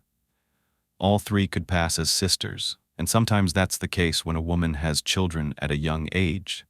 Rachel had two sons, a 5-year-old named Gavin and a 9-year-old named Aiden. She had been married and divorced 3 times as of 2009. Rachel was a petite brunette just over 5 feet tall with pretty brown eyes. She loved to laugh, smile, and absolutely adored her family. She took her role as a mom very seriously. She was a dedicated mom who had already raised her 2 daughters and given them everything they could ever need to become outstanding women. She also took her job very seriously. She was a medical technician. As a single mom, her main goal was to provide a good life for her 2 young boys who were still under her roof. Rachel was known to be spunky and fun, and able to make friends quickly. One of her best friends at the time was Susie Jepson, and they had been friends from the day they met. There was just something magnetic about Rachel. Just looking at her smile alone, I imagine her having a sweet demeanor. She was someone you could count on. But there was something missing in Rachel's life: a man. It's true, she had already given it a go 3 times in the past, and those relationships just didn't work out for one reason or another. However, she desired a companion, someone by her side to enjoy her life with. She had just dealt with a guy that she was dating in 2008, William Slump, who became obsessed with her after she tried to break it off. He would randomly send her letters, asking if she was still interested. This was months later, and she would tell him no. But the letters would not stop. There was also a neighbor who kept asking her out on dates, even though she said she wasn't interested. Being attractive, Rachel did get her fair share of guys laying it on thick, trying to get her attention. Rachel was definitely interested in the idea of finding Mr. Right, and it happened in February of 2009. His name was Charles Capone, and yes, he shares the same last name as the notorious gangster, Al Capone. But Charles was a Christian man, and he really impressed Rachel. He would say blessings over their meals before they ate. He would make her laugh, and to her, he was very attractive. She was smitten. He was wholesome. He was the type of guy she could bring around her boys and not worry that he would be a bad influence. They started going to church together regularly, every Sunday. Charles also owned a successful auto repair shop called Palouse Multi-Services in Moscow, Idaho. The couple would travel back and forth between Washington and Idaho to visit one another. Something Rachel really admired about Charles was his giving nature and how compassionate he was. He would actually service people's cars free of charge if they were unable to make their payments. He was very devoted to his small community, and those who knew him respected Charles. That small community is Moscow, Idaho. It's about 40 minutes away from Clarkston. And coincidentally, Charles's body shop is just a 4-minute drive from 1122 Kings Road, the address of the home where the University of Idaho students were killed in November of 2022. I'm showcasing this to illustrate what a small world it is, but more so to show you what a small town Moscow is. There were only about 23,000 residents living in this area in 2010, with a local student population making up over half of that number, around 11,000 students, who come to the University of Idaho and reside in Moscow for that exact reason alone. It's known as a college town. The University of Idaho is only 1.2 miles away from the Washington border, and there's only a 9-minute drive between the University of Idaho and Washington State University. With the two schools being so close to one another, the two student populations mix and mingle with one another. Whether it's attending sporting events like the Vandals football game at the University of Idaho's Kibbe Dome, or a Cougar football game at Washington University's Martin Stadium. Xana Kernodle, one of the University of Idaho victims, had a sister who attended the neighboring WSU, and they were very close, hanging out together all the time. Not to mention the nightlife. Bars like the Coug are frequented by both Idaho and Washington students. As a matter of fact, Kaylee Goncalves, another one of the Idaho murder victims, was seen there on her 21st birthday. This was just on June 8, 2022. It's no surprise because it's literally called a college bar. There are even really tasty coffee shops like Dutch Bros where Kaylee used to work. I'm pointing this out because there are so many connections between these two towns and so much overlap with the residents. When Rachel and Charles were in Washington, on Rachel's side, there was a lot to do in Clarkston. Lots of fun activities for couples, like taking a tour of Basalt Cellars, which is an award-winning winery where they have handcrafted wine. It makes for a very romantic outing. Or they could visit the Riverport Brewing Company. It's the perfect place to relax, listen to music, and enjoy a cold beverage. The one thing that isn't on the menu in Clarkston is violent crime. According to Crime Scout, violent crime in Clarkston is about 2.37 per thousand residents, meaning crime in the area is relatively low. Residents could raise their families in a safe environment. It was hard to believe that anything sinister could happen in a sleepy, quiet northwestern town. And now, with Charles by Rachel's side, she felt even more at home, content, and ready to take the next step. The pair were officially married by September that same year. That's just 7 months after they met. It's definitely not uncommon when you're a little older, like in your late 30s or 40s, to just know when someone is right for you. They made a good team, and as a matter of fact, it wasn't long before Rachel was helping Charles with his auto repair business. The office really needed a woman's touch, and Rachel was more than willing to help. She rearranged the office, making things way more organized and helping to run the business more efficiently, which helped Charles save money in just a 2-month time. Charles even made Rachel an official partner in his company, and it wasn't long before the couple decided to move in together. Rachel and the boys were already settled in Clarkston, so Charles decided to move in with them, and it was really nice.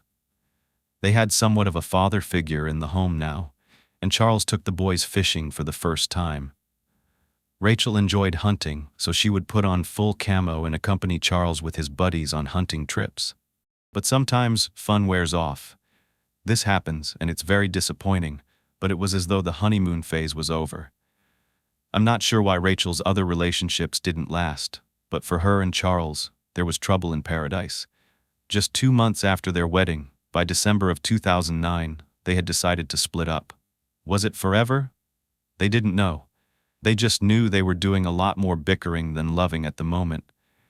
Couples go through these rough patches sometimes, and sometimes they get back together. Other times they don't, and they're better apart. Charles and Rachel still talked on a regular basis. Sometimes those conversations were great, and other times, they just could not see eye to eye. However, she did end up confiding in him when she started to get strange phone calls out of nowhere around the beginning of the year. These calls started to come in, but when Rachel picked up the phone, there was dead silence on the other line. Nothing. No one would respond, even when she asked who it was. But it didn't stop there. The calls progressed into music playing in the background, and it was muffled. No one would speak on the other line. Then she started to get phone calls from various telephone numbers with these creepy, disguised voices, and this is when it got really terrifying. The disguised voices would tell Rachel what she was doing, what specific lights were on in her home, as though they knew every move that she was making, like she was being watched. That's no joke. Enough was enough. At this point, Rachel was scared. She told her friend Jennifer Norberg that the caller would block their phone number, so Rachel couldn't tell where these calls were coming from. She obviously didn't recognize the voice because it didn't even sound real. It was very distorted, almost like a robot, and it was chilling. I have a few clips of this caller. They would leave messages on her voicemail box, so they're recorded, and I can play some of those clips now. I just had to call back to let you know I don't owe you anything. I don't feel guilty about it.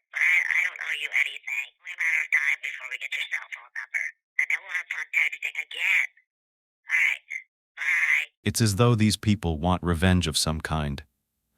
What's most disturbing to Rachel is that this caller seems to be right outside her home, and she has 2 young children inside. She didn't know what to expect or what this person would do. So far, things were escalating at a fast pace. What would happen next? What's after phone calls? She didn't want to find out. She was asking everyone she knew, even her neighbors, if they were responsible for these calls. She figured it had to be someone that knew her, someone who was always close by, because they'd say things like, "Why aren't you home right now? Where'd you go?" Or, "I just saw you turn off your bathroom light." Well, then Charles started getting the exact same phone calls with the silence on the other end, and then escalating into weird, distorted voice threats. They tried to think of who they could have annoyed or pissed off enough to play games like this. Was it a disgruntled customer? After a while, they both began taking it even more seriously, especially because other things were happening. It just didn't stop there. One afternoon, Rachel noticed the lock on her shed was broken. She knew she didn't break it, and she knew the boys didn't break it either. Then she heard something. She went out on the porch one night to see what was there, and she just found a bottle of men's cologne sitting on her porch. I found it strange. I also found it kind of funny for some reason. But it's not funny at all. This is serious. I just didn't understand why they would leave a bottle of men's cologne. What message are they trying to send? Does it even matter? The fact is, someone was definitely stalking Rachel, and it wouldn't be the first time, but it definitely was more serious than anything she had experienced in the past. But it only got worse. Rachel proactively reached out to law enforcement and let them know that she was being harassed. She called the Asotin County Police Department in Clarkston, Washington, and gave them all the details about what was going on. They instructed her to continue documenting any harassing messages or phone calls she received, but as I said, it only got worse. One night, she came outside her house to find that someone had slashed the tires on her white Dodge Stratus sedan. It was apparent that this person wasn't going to stop, but it was frustrating because she didn't know who was doing this. It was before the days of having a Ring camera. Unless someone actually saw the person doing it, it was almost impossible to figure out who it was. This person knew where she lived. They would tell her what time she came home and where she was standing in her own house. She knew they weren't scared to harm her car, so what would they do next? What about her? Would they take the next step and harm her or her family? Charles found out about what happened, and he told Rachel, "You know what? I will take care of everything. I will give you new tires, complimentary."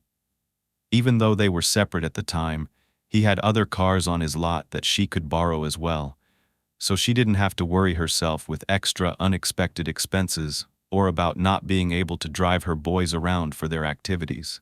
Again, Rachel reached out to the police department, and this time she told them she feared for her life. Multiple police reports were filed, and they even assigned her a detective. His name was Captain Dan Halley. She began checking in with him every single day, reporting that the calls were not stopping. Captain Halley reassured her that they were going to figure out everything. They were going to get to the bottom of this. Look at this. After the car was all fixed up, Rachel was at work one day. She came out in the middle of broad daylight to find that someone had literally smashed in the back windshield of her car. How is this even possible without being seen? Rachel was extremely frightened. She showed up again at the police department, speaking to Captain Halley in person, explaining everything to him once again.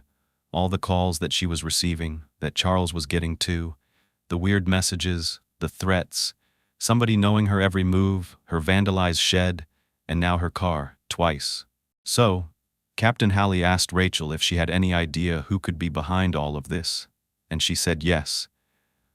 She was confident it was that guy she dated for a few weeks back in 2008, William Slump. The guy who wouldn't take no for an answer and kept sending her letter after letter. She thought that he had finally stepped up his game because he found out that she was with Charles. Captain Halley said this was really good information and he was going to look into it. This was in the beginning of April, but it had been going on since the beginning of January. After this, Captain Halley and Rachel exchanged a number of phone calls, with Rachel inquiring as much as she could about the progress of her case. Meanwhile, the calls were still coming in. This stalking had compelled her to sleep in the living room of her home with the lights on instead of sleeping in her own bedroom. She wanted to be able to hear if someone came into her home, and many times she would actually have a friend stay over because she was that scared. Rachel finally decided to apply for a restraining order against William. It was the week of April 11th. Rachel had an appointment to meet with Captain Halley on Friday the 16th to turn over all the information that she had gathered about William, along with all the documented harassment, all the recorded messages, pictures of things that were broken or left behind, everything. But Rachel never made it to that appointment. It wasn't until Monday morning on April 19th that Rachel didn't show up for work, and her family got very concerned. Her daughter Amber received a phone call from St. Joseph's Regional Medical Center in the pathology lab, where Rachel was a medical technician. They told Amber that her mom never showed up for work that day. That was highly unusual, and coupled with the fact that Amber knew her mom was in fear for her life, she was beside herself. She had told her mom to go stay at someone's house, get out of town, do something. Just don't stay in that home. But Rachel refused to leave because of her children. Rachel had Aiden and Gavin, her 11 and 6-year-old sons, to tend to. They had school there, their lives were rooted in Clarkston. So where was she supposed to go? And where was she now? Could she be at the boys' school? Well, she wasn't there, which made Amber more concerned. The boys had been with their fathers that weekend, but Rachel was supposed to pick them up that Monday from school. She never showed up. That's when Amber knew she had to do something. There was just no way Rachel would have left her sons. She wouldn't do that. Rachel didn't just have 4 children. She also had 4 grandchildren, ages 5, 4, 2, and just 16 months old. She loved and cared deeply for those around her. If she left, Amber knew it wasn't on her own accord, and that scared her. The first stop was Rachel's house. Amber called her boyfriend and told him to go over to her sister Ashley's house right away to inform her of what was going on, and then she sped off to her mom's. Ashley was home with her daughter when Amber's boyfriend knocked on the door to inform her that Rachel was missing and that Amber was headed over to Rachel's to look for her. Ashley quickly jumped in her car to meet Amber over there. When she arrived, she was frantically asking Amber, "What is going on? Where's Mom?" Amber explained that she didn't know. Rachel didn't show up for work. She didn't pick up the boys. They tried the front door, but it was locked and their spare key didn't work anymore because Rachel, being afraid for her life, had recently changed her locks. Amber and Ashley considered breaking the door down, but they were scared of what they might find inside. If Amber and Ashley had discovered their mother's body, they didn't think they would ever be able to recover. They felt helpless. They just stood outside in the yard for so long, trying to figure out what to do next. They finally made the decision to call 911 and leave the task of investigating their mom's home to authorities. Amber also notified other family members, including Rachel's sisters, Crystal and Christina. Christina received a text that said, "Help, Mom's missing. No one has heard from her since Friday." When officers got worried about Rachel, they were in the middle of a briefing. A call came through about a missing person, and when Captain Halley heard the name, Rachel Anderson, it sent chills down his spine. He felt a knot in his stomach. He immediately feared that something terrible could have happened to her.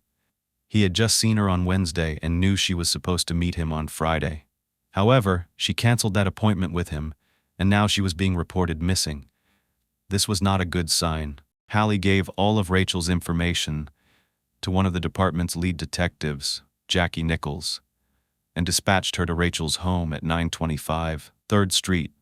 When she arrived, she saw several people in front of Rachel's home, including Rachel's daughters, Amber and Ashley, who were freaking out.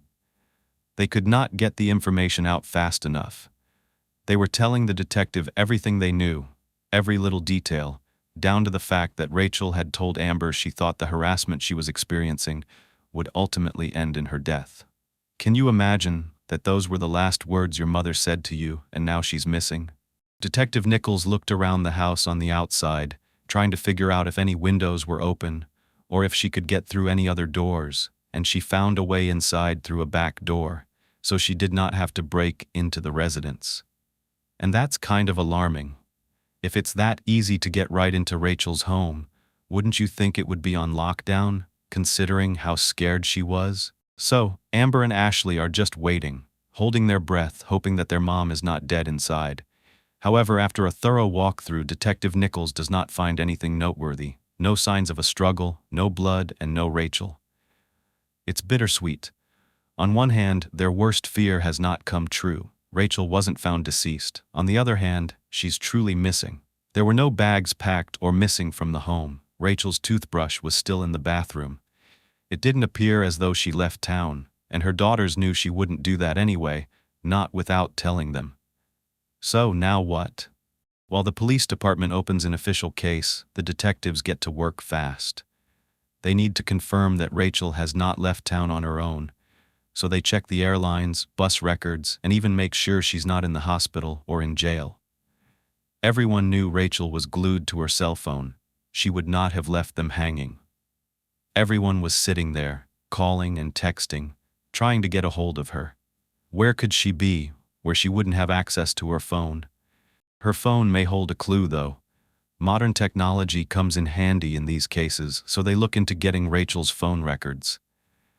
They already looked at her bank records, and there was no activity from Rachel since Friday night, April 16th. Her daughter said that this is highly unusual. Rachel was a shopper. She was always buying something. Even if it was something small, she would have used that card. Since Friday, they're trying to build a timeline. It's as though Rachel has actually been missing for 3 days because it is Monday, so we've got Friday, Saturday, Sunday, and now she's still not here. Amber wasn't going to just stand around and do nothing. She had 1,000 flyers printed, and she was passing them around, hanging them up everywhere around town. There was a picture of Rachel on these flyers, along with her description. 5 feet 4 inches, approximately 120 pounds, small stature, black hair, brown eyes, and a number to call in case anyone had seen or heard from her. Not only that, but Amber immediately went straight to the media. She needed to get the word out, and once she got it out locally, tons of local news stations and then beyond started to run Rachel's story. Amber spoke with reporters at every single opportunity she had. She was adamant about keeping her mom's name and picture in the news because it meant more pressure on the police to get to the bottom of this, to find her mom. They sent one of their reporters out to Clarkston as soon as the news broke. They were like, "Pack your bags, get in your car, and go." And I don't want to say this phrase because it's not exactly where we are right now, but if it bleeds, it leads. I hate the phrase, but it's true. They showcased the missing persons flyer during this news segment, and they interviewed Amber. Just keep your eye out, keep spreading the word, and if anybody had seen her or the vehicle over the weekend, we want to report it to the police. This would not be Amber's last time making a plea to the public to help find her mom. She started a Facebook page called "Help Me Find My Missing Mom, Rachel Anderson." She was so desperate for answers that she asked in a post on Facebook if anyone knew how to read forensic astrology charts. I have to say, I'd never heard of one of these before. Had you? Because I know I did not. But according to Slate.com, these forensic astrologers search the skies for clues to earthly crimes. What do you think about all this? Because recently, TikTok psychics have come under fire for committing actual defamation by accusing people or predicting suspects of a crime. A forensic astrology chart takes the date that the person went missing, and then you create a last seen chart, which is similar to a birth chart if you've ever seen one of those before. You put the date and the time you were born, and it tells you where the sun, the moon, and the planets were at that time. This is supposed to help guide you. The same applies to a forensic chart. These astrologers use the placements on this chart to try to pinpoint who the suspects are, or even where a body is located. In case you're curious and want to try this, there is a link in my sources below for forensicastrologer.com. This includes a crime chart and instructions on how to use it. Meanwhile, detectives decided to emergency ping Rachel's phone. It's called an exigent circumstances ping. This gives them a chance to track where the phone was last active. Within hours, they get the information. A hit on that last ping. It was linked to Lewiston, Idaho, the same city where Rachel worked, so it seemed very helpful. Maybe her car broke down, and then her phone died when she was going to work. Maybe she's stranded somewhere. But when detectives really pinpointed the exact area, it led them to a vast empty field in the middle of nowhere, a very agricultural area that included deep canyons in Nez Perce County, in the area of Warner Road and Lindsay Creek Road. It's just rolling hills and dirt grass as far as the eye can see. Here it is, right on the screen. It's very far out of the way from where Rachel would have been going, but it's only a 13-minute drive away from her home. The Asotin County Sheriff's Office needed help, so they enlisted multiple jurisdictions to assist in their search. Were they looking for Rachel, dead or alive? Was it too late? Why would her phone be in an empty field? Rachel's immediate and extended family banded together, walking around for hours with officers, searching all day and into the night, all over the area where Rachel's phone last pinged. There were volunteer search and rescue groups, canine bloodhounds, and then, bad news, Rachel's phone was no longer logging activity. They believed that the emergency ping probably drained what was left of her battery, or the phone was powered off. By the next day, on Tuesday, April 20th, Captain Holly formed a task force. Their first order of duty was to track down William Slump. Remember him? They also wanted to check out Rachel's other exes, her ex-boyfriends, ex-husbands, and the neighbor Rachel had reported who kept persistently asking her out on dates.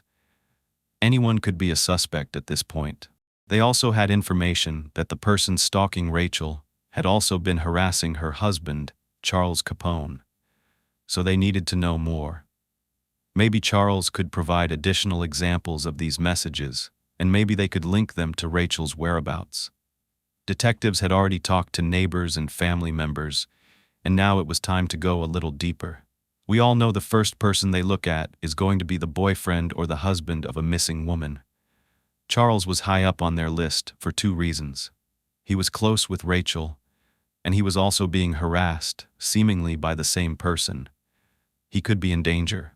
Captain Halley, along with the Moscow Police Department, made a trip over to Charles's auto shop, which was in Moscow, Idaho.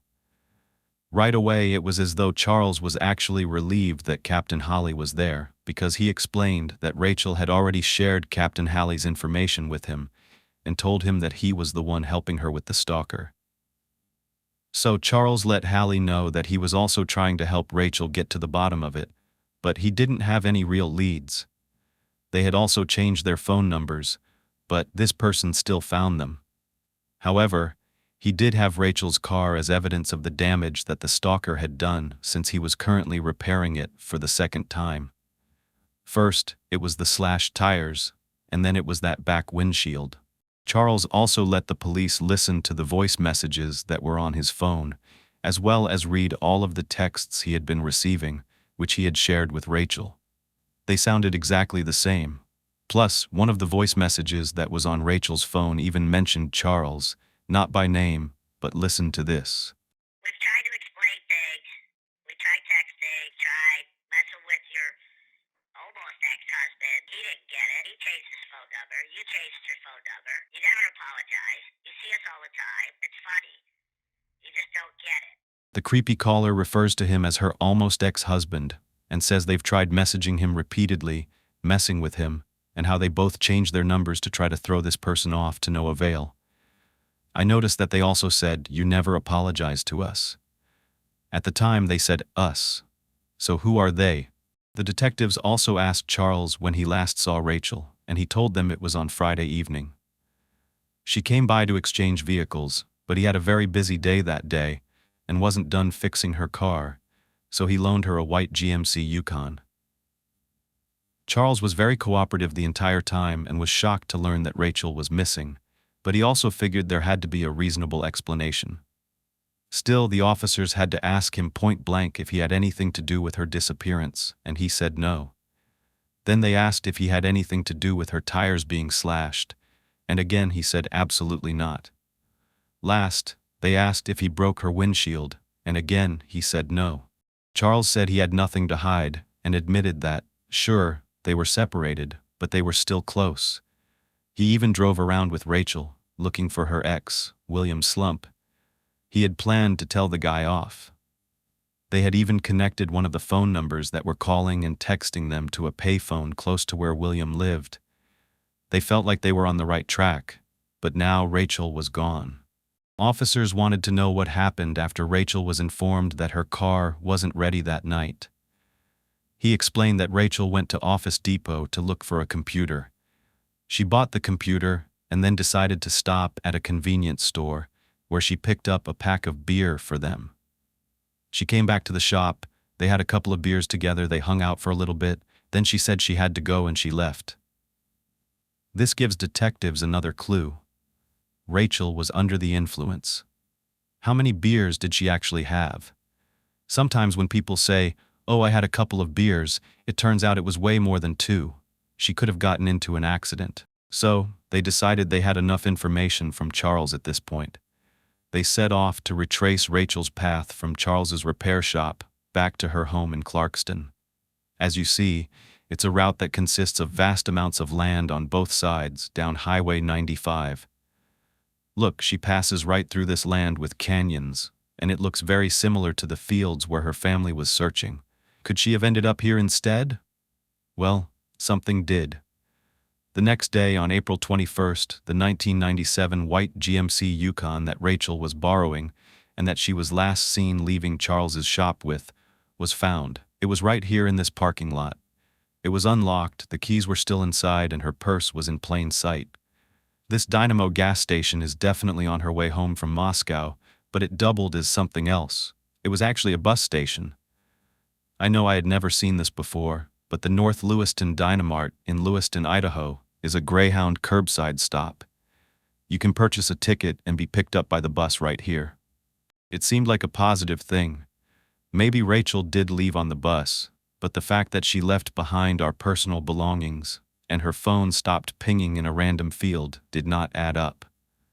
Rachel's sister both said that Rachel always hid her purse out of sight if she was going to go into a store for a moment. Seeing it out in the open like that was a big red flag. Granted, this bus station is only 8 minutes away from where Rachel's phone pinged and a 9-minute drive from her house. I don't know if the times were the same back then, but in 2010 on the website it says that the stop closes at 7 p.m. So what time did Rachel leave Moscow and why would she go to a bus station? It did not make sense, or did it? Detectives realized there could be a very horrifying connection between where they located this Yukon vehicle and a recent abduction of 2 girls just a few weeks before in March.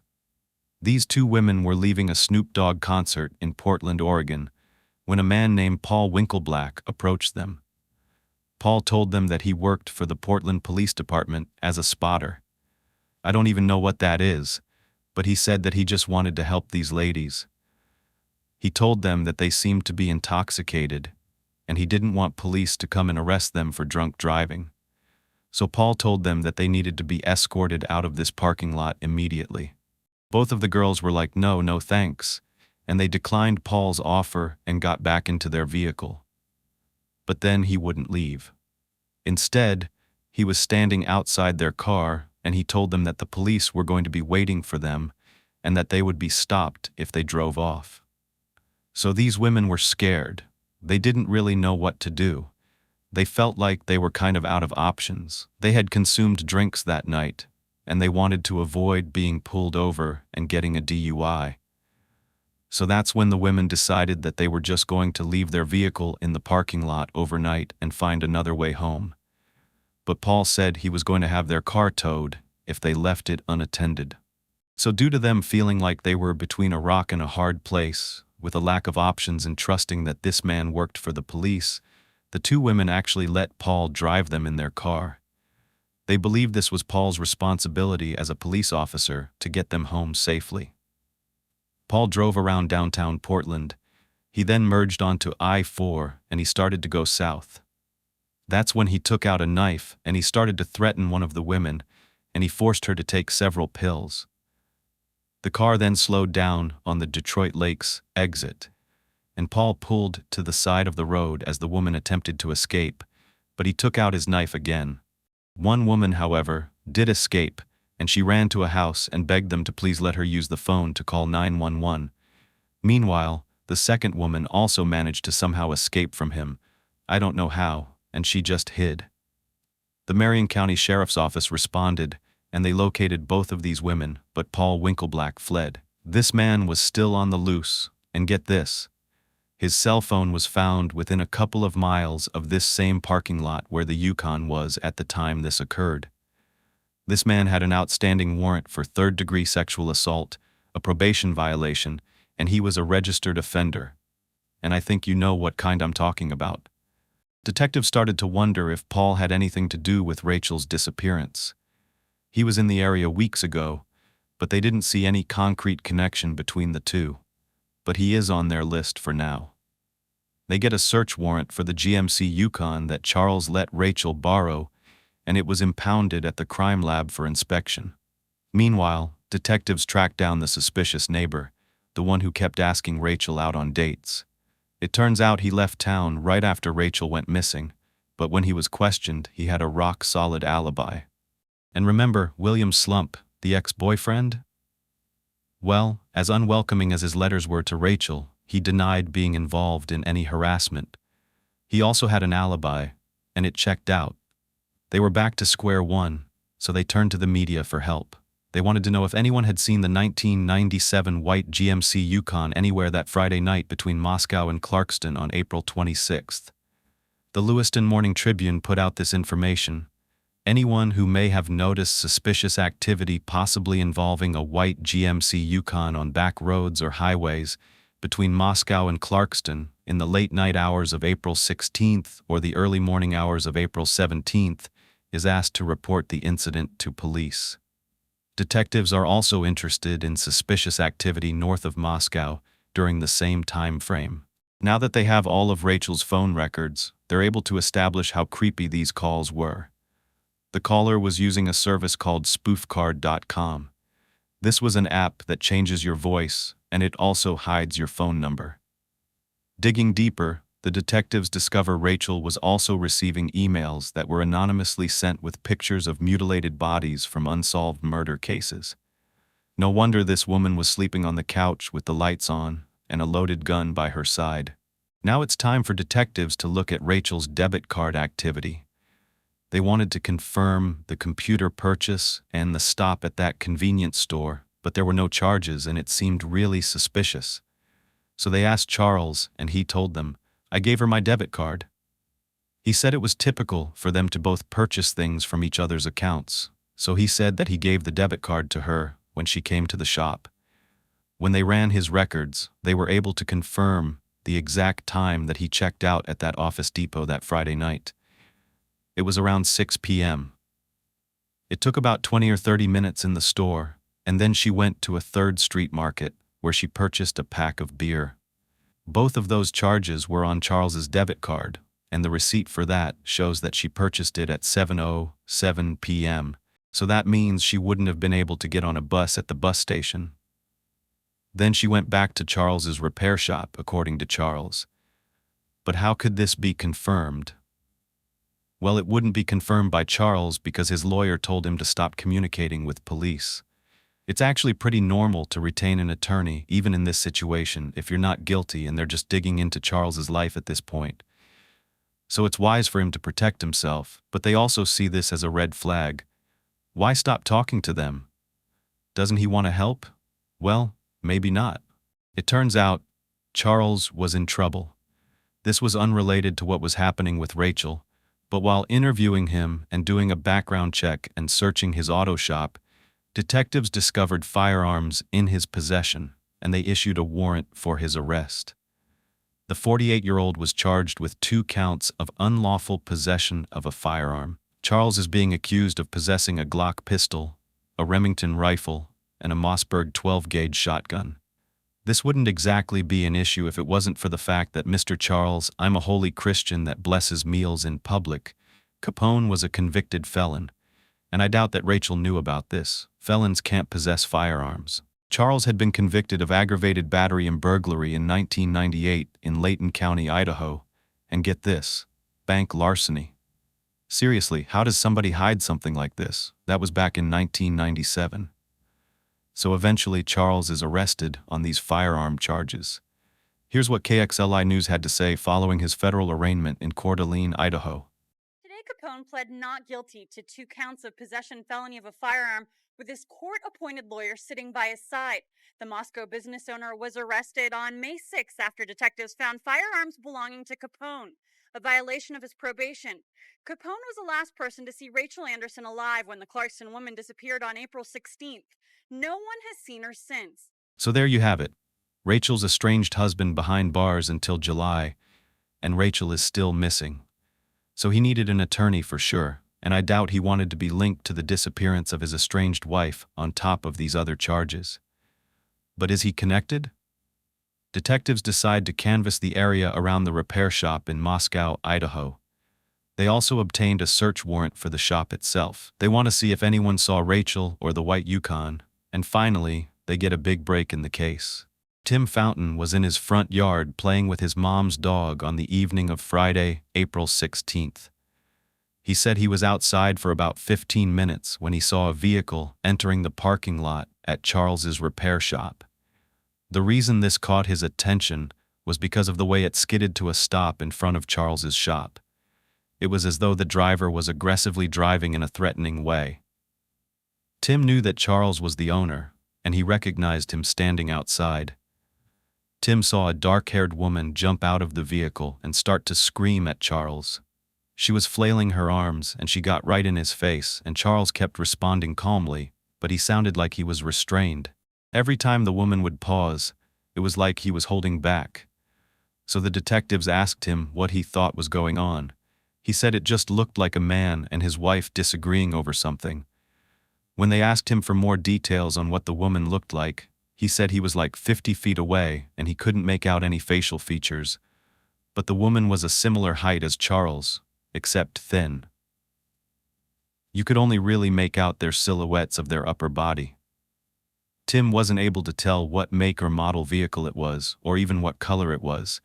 But when he was asked if it could be a GMC Yukon, he said, yeah, it could have been. He also had no idea what either one of them was saying to each other. He just based everything on the body language and the tone as the noise traveled. The police wanted to know what else Tim saw. He told them that he noticed Charles would walk in and out of the doorway, but the lady would just continue to scold him. She would never go all the way inside.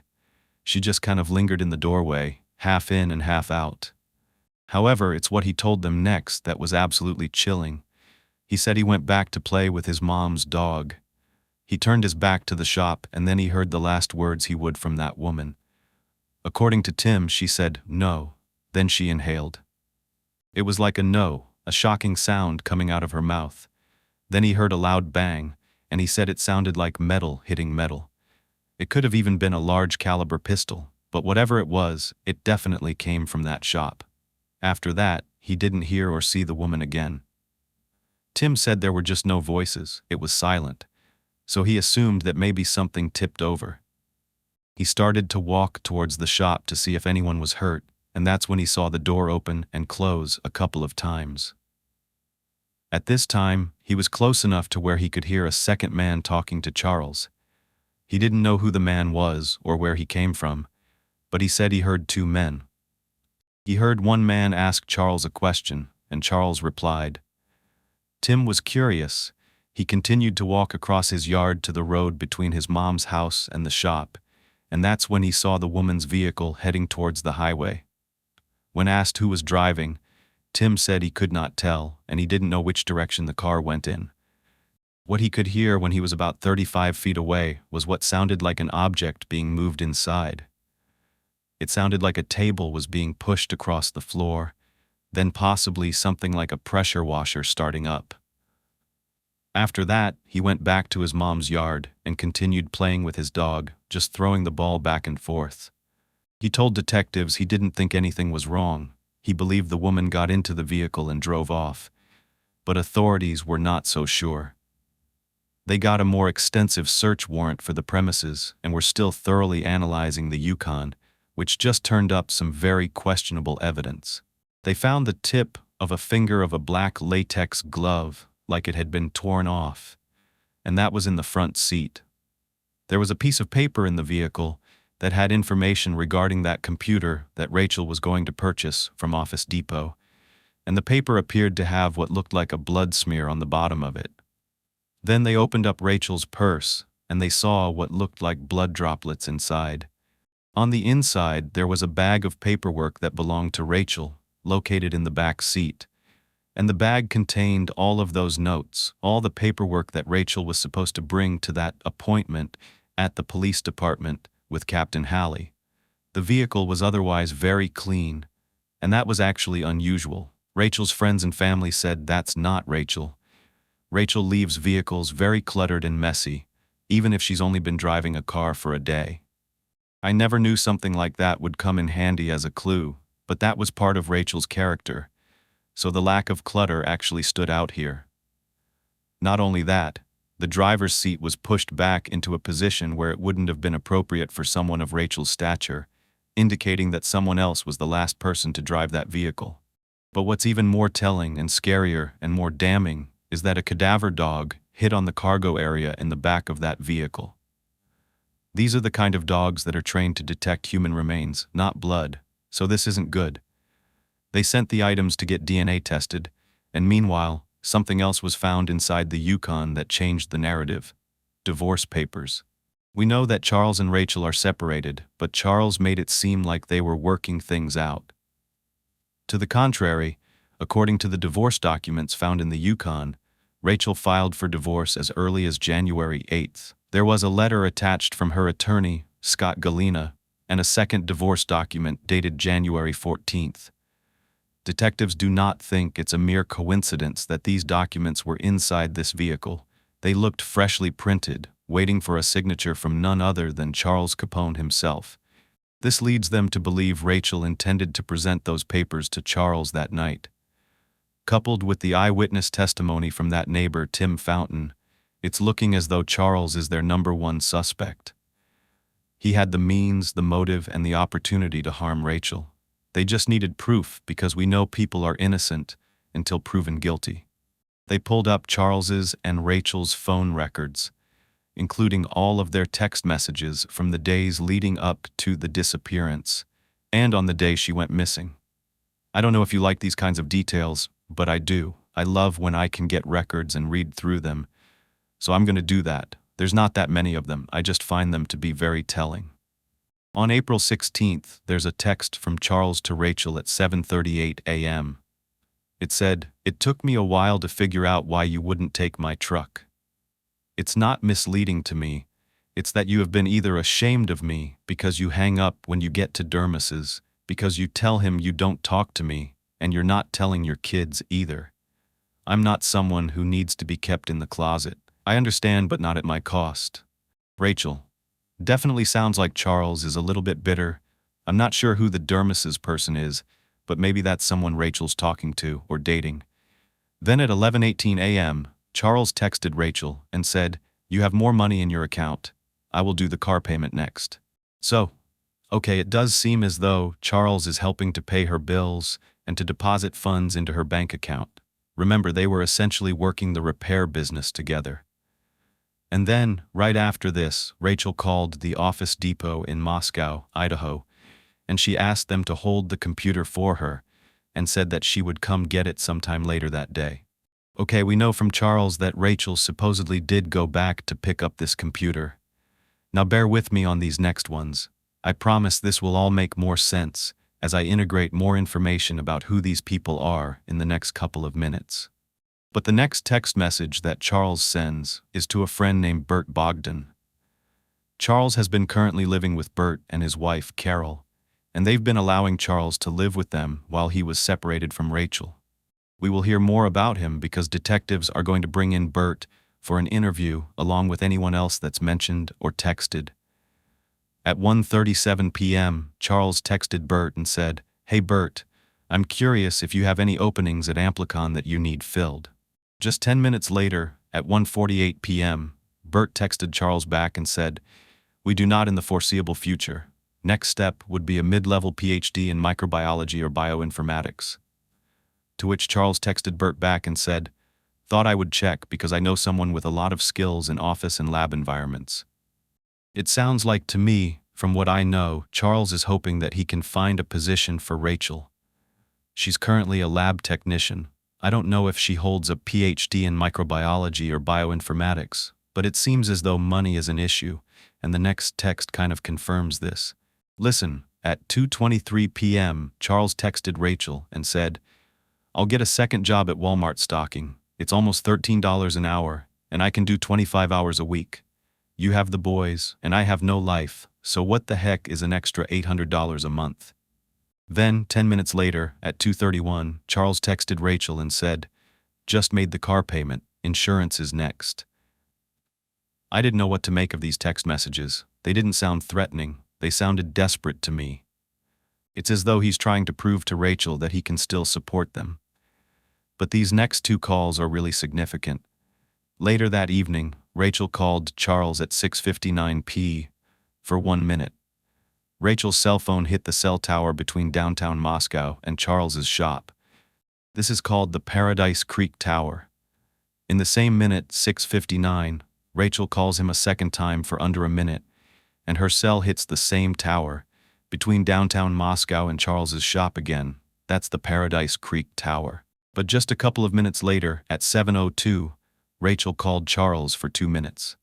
This time her cell phone hits the tower closer to Charles's shop. It's called Paradise Ridge Tower, not the Paradise Creek Tower. This shows that she was either very close to or actually at his shop at this time, which does coincide with the information that they were given from Charles. Then, at 7:15 p.m., Charles called Rachel's phone for 2 minutes, and his cell phone hit the same tower at his shop, Paradise Ridge. 5 minutes later, at 7:20, Charles called Rachel for 2 minutes again, hitting the tower by his shop, Paradise Ridge. 10 minutes later, at 7:30 p.m., Charles called Rachel's phone for 4 minutes, with his cell phone hitting the same tower, Paradise Ridge. I'm just sitting here thinking, why all these phone calls? Why now? At 8:09 p.m., Rachel called one of her ex-husbands, Dennis Plunkett. She has the 6-year-old son, Gavin, with him, and she leaves him a voice message saying that she had a question for him. This was the last outgoing call or text from Rachel's phone. This call hit off the Paradise Ridge Tower, so we know she was alive and well at 8:09 p.m. on Friday night, and probably at Charles's shop. We know Tim Fountain saw a woman there that night. At 8:27 p.m., Charles sent a text to Rachel. The text hit a tower by Charles's shop, Paradise Ridge. A couple of minutes later, at 8:29, Rachel's ex-husband Dennis, the one that she just called, attempted to call her back, but it went straight to voicemail. That time, the call hit an unknown tower, and there are reasons for this. But again, at 8:38 p.m., Dennis tried to call Rachel again, but it went to voicemail, and it hit an unknown tower. The reason that it hits an unknown tower most times is that either a phone has no service, is turned off, or is in airplane mode, so it's not actually hitting off anything at this point. By 9:20 p.m., all incoming texts and calls to Rachel's phone went unanswered, and it was hitting off the 500 Fan Road Tower until the phone died or was shut off at 3:03 p.m. on April 19th, when the emergency pinged it to get its location. I looked at the location of the cell tower, and it is right near that field where Rachel's cell phone last pinged. I love details because we get to see exactly what the detectives were finding, step by step, and how it's all coming together. That night at 9:59 p.m., Charles's phone shows duplicate text messages to Rachel. I was wondering why sometimes, if it doesn't go through to someone's phone, the person will text again. And that's what I think was happening here. The first one that was a duplicate said, "I'm sorry, Rachel. I did the best I could to get it done." It was sent twice, like I said, probably because it wasn't going through. At 10:08 p.m. again, a duplicate text message saying hello, as though he's checking in to see if she's ignoring him. At 10:15 p.m., Charles's phone shows a text to Rachel saying, "I finished it, you can have it tomorrow. Please call me," with 3 exclamation points. Charles doesn't text Rachel again until the next morning on Saturday. This is at 8:01 a.m., and he says, "Hey, I know you're impatient, but I did it as fast as I could. Can you get up here today, or I will meet you halfway?" No response from her. So at 9 a.m., Charles texts her again with, "I'm at the shop all day. Call me and we can swap rigs." Rigs is how Charles refers to different vehicles, which I found was actually a weird way to do so since, I don't know, I think it refers more to a sailing instrument or a device like a light rig. A rig is how he refers to vehicles. So now you know. Later, at 1:37 p.m., Charles texted Rachel's phone and said, "It's after lunch, are you gonna call? Are you still mad about not getting the car? Call me back." No response from Rachel. So at 5:43 p.m., Charles texted again with, "Hello, hello, hello," sent 2 times. Finally, at 6:30 p.m., Charles texted her phone, "Hey, your mailbox on your home cell is full. What's the deal? Why are you being so standoffish today?"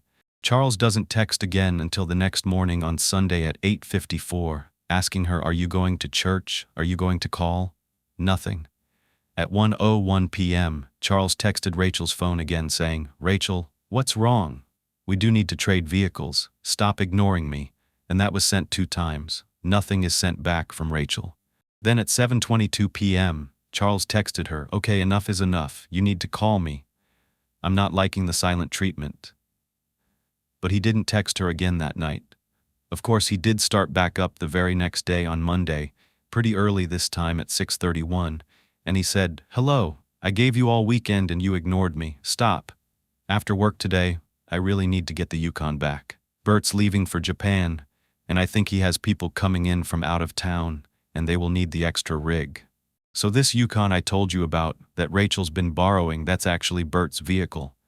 But at this point, it seems as though Charles is using that fact to put more pressure on Rachel to return the car, or to meet up with him or call him back. But there is still no answer from Rachel. Now remember, Rachel did not show up to work on Monday. It turns out she also missed work on Saturday, but her workplace let that one slide, as though it was maybe a one-time thing, even though she never called in. By Monday, they were concerned. That morning, however, Charles called the pathology lab, and he was looking for Rachel. He didn't identify himself, but he said that he's been working on her car and it's ready for pickup. According to the person who took this call at Rachel's work, Charles told them that he called the police in Clarkson to report her missing. However, there is no report of Charles ever calling law enforcement, which is pretty interesting. Charles also called Rachel's daughter Amber at 12:30, and this is after Amber had reported Rachel missing. Amber told detectives that Charles called her and said that he had accidentally turned his phone off for the 4 previous hours if she had tried to call him. That's really interesting. Why would it be significant? By 2:45, Rachel's phone pings out in that empty field in the middle of nowhere. It would have been really convenient if Charles had turned off his phone so he could drive over there and dump Rachel's phone out in the middle of the field, wouldn't it? That's what detectives are thinking. Or was it just a coincidence? Then, at 6 p.m., Charles talked to Amber on the phone, and according to Amber, Charles said that he was going to come down to Lewiston, where the phone pinged, and he was going to help them search for Rachel. But he never showed up.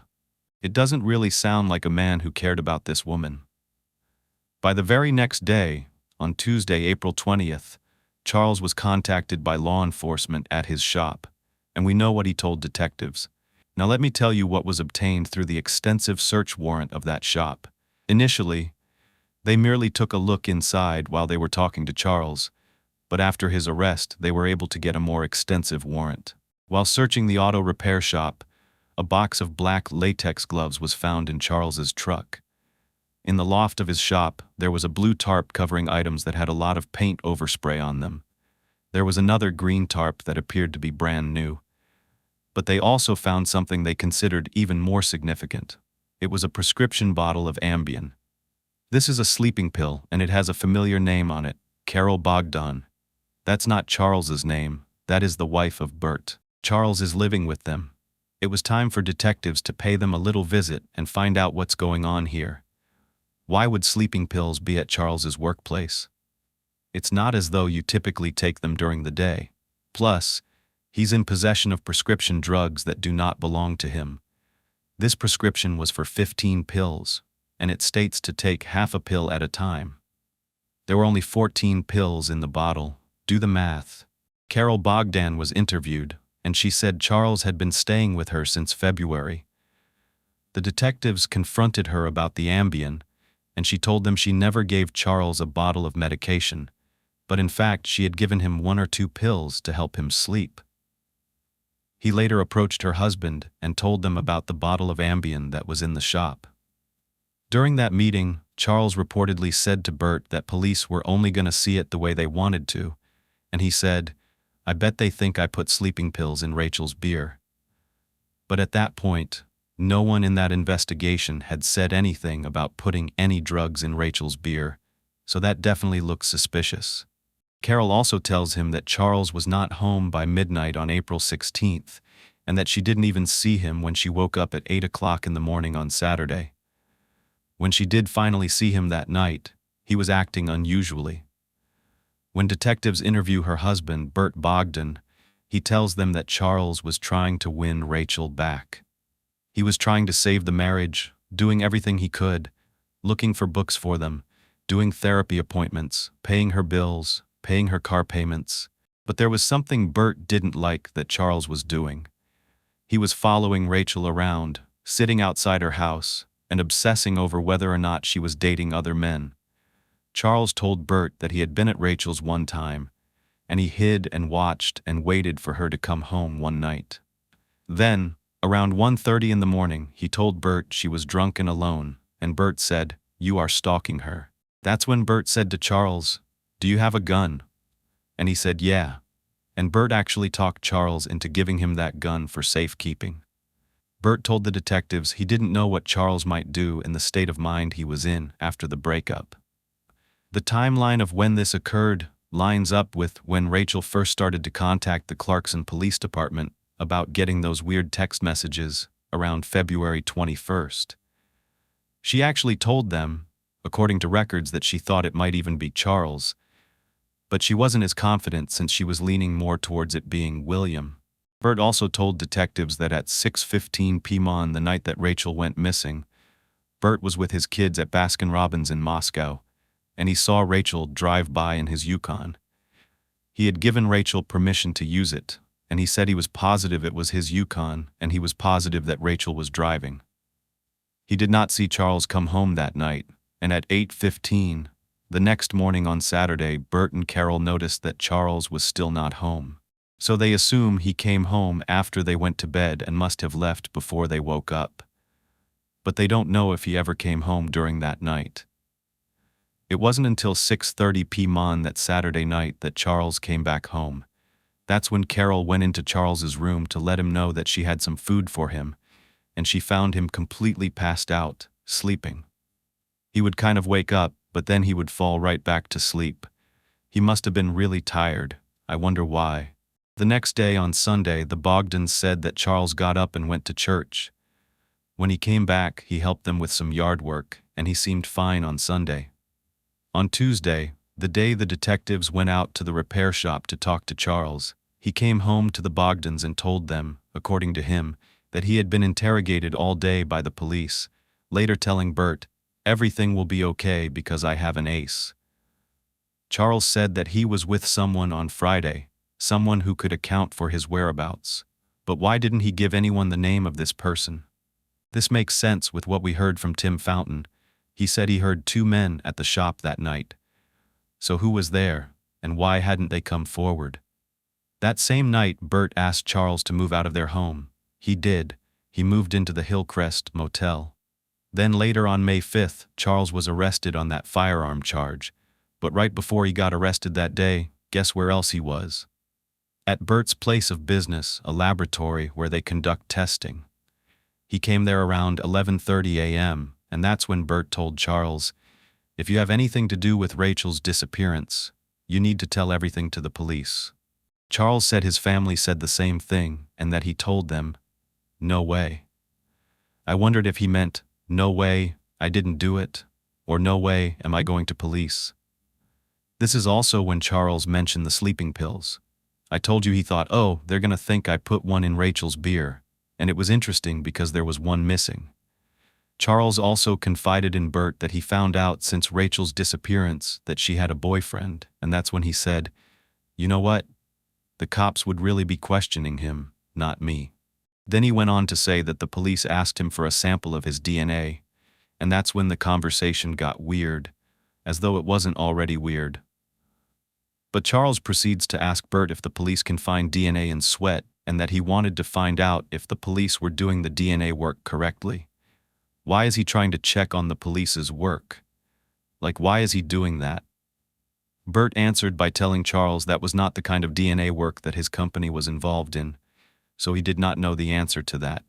Then, the room that Charles was staying in at the Bogdans was searched, and various items were taken into evidence, including the tip of a black latex glove and some black hair.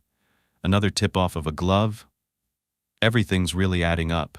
Well, there's more. Detectives need to know who this ace is. The person Charles was telling Bert could verify his alibi.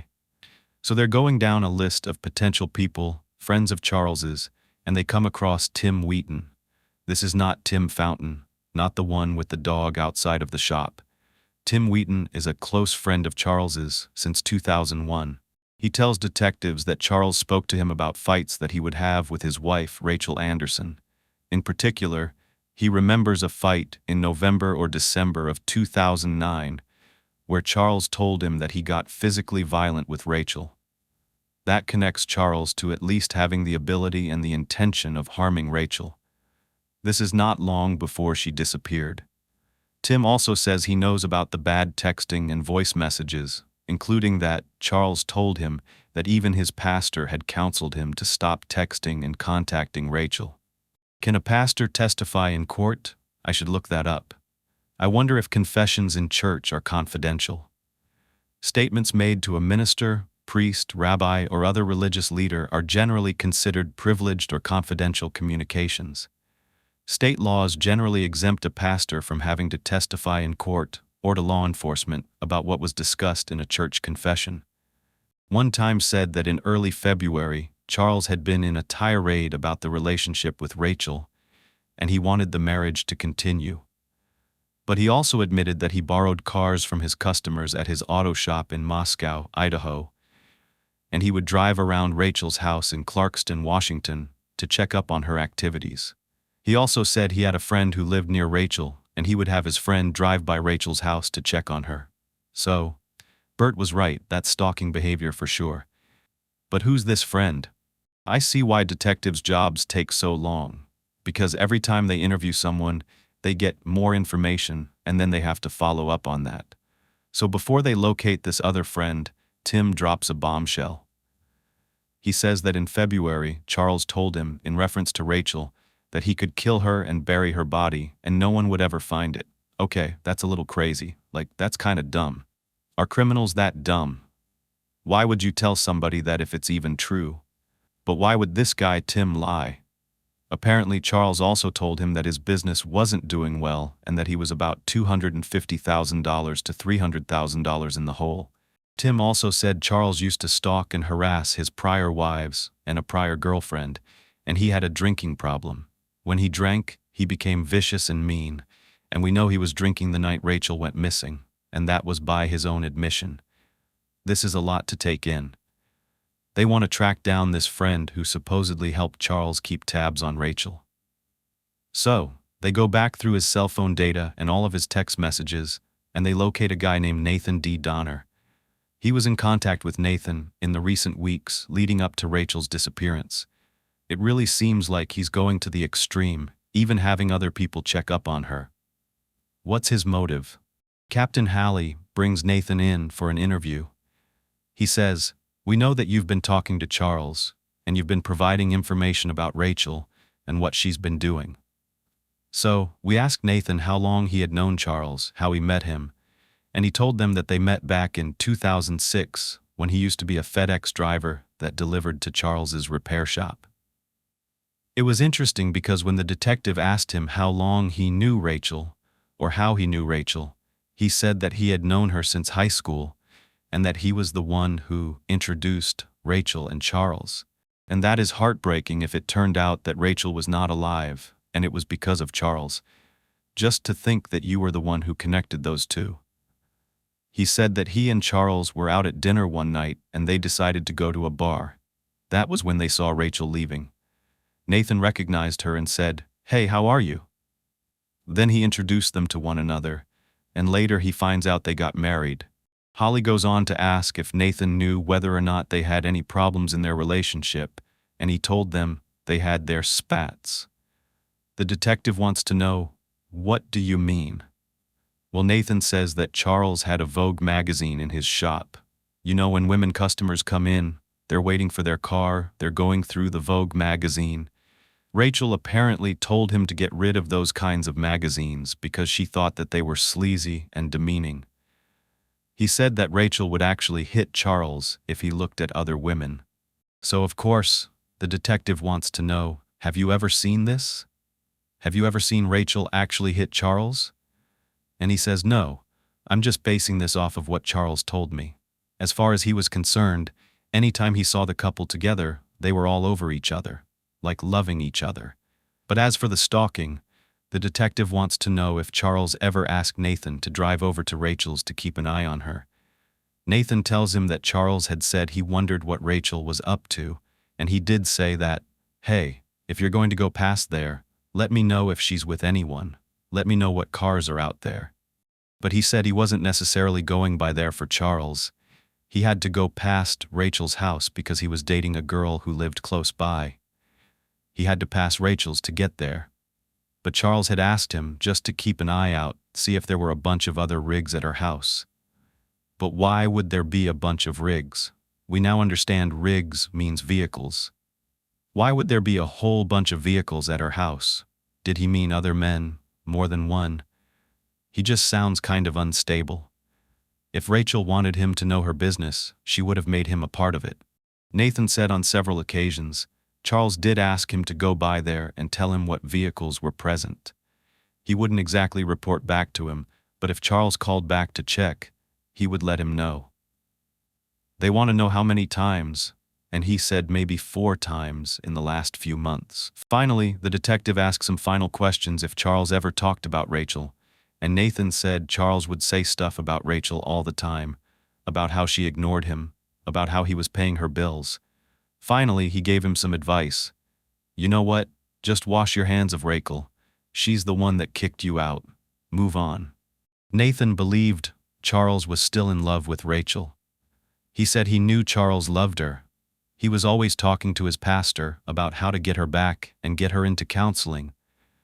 But Nathan said it just got to a point where he didn't want to hear about it anymore.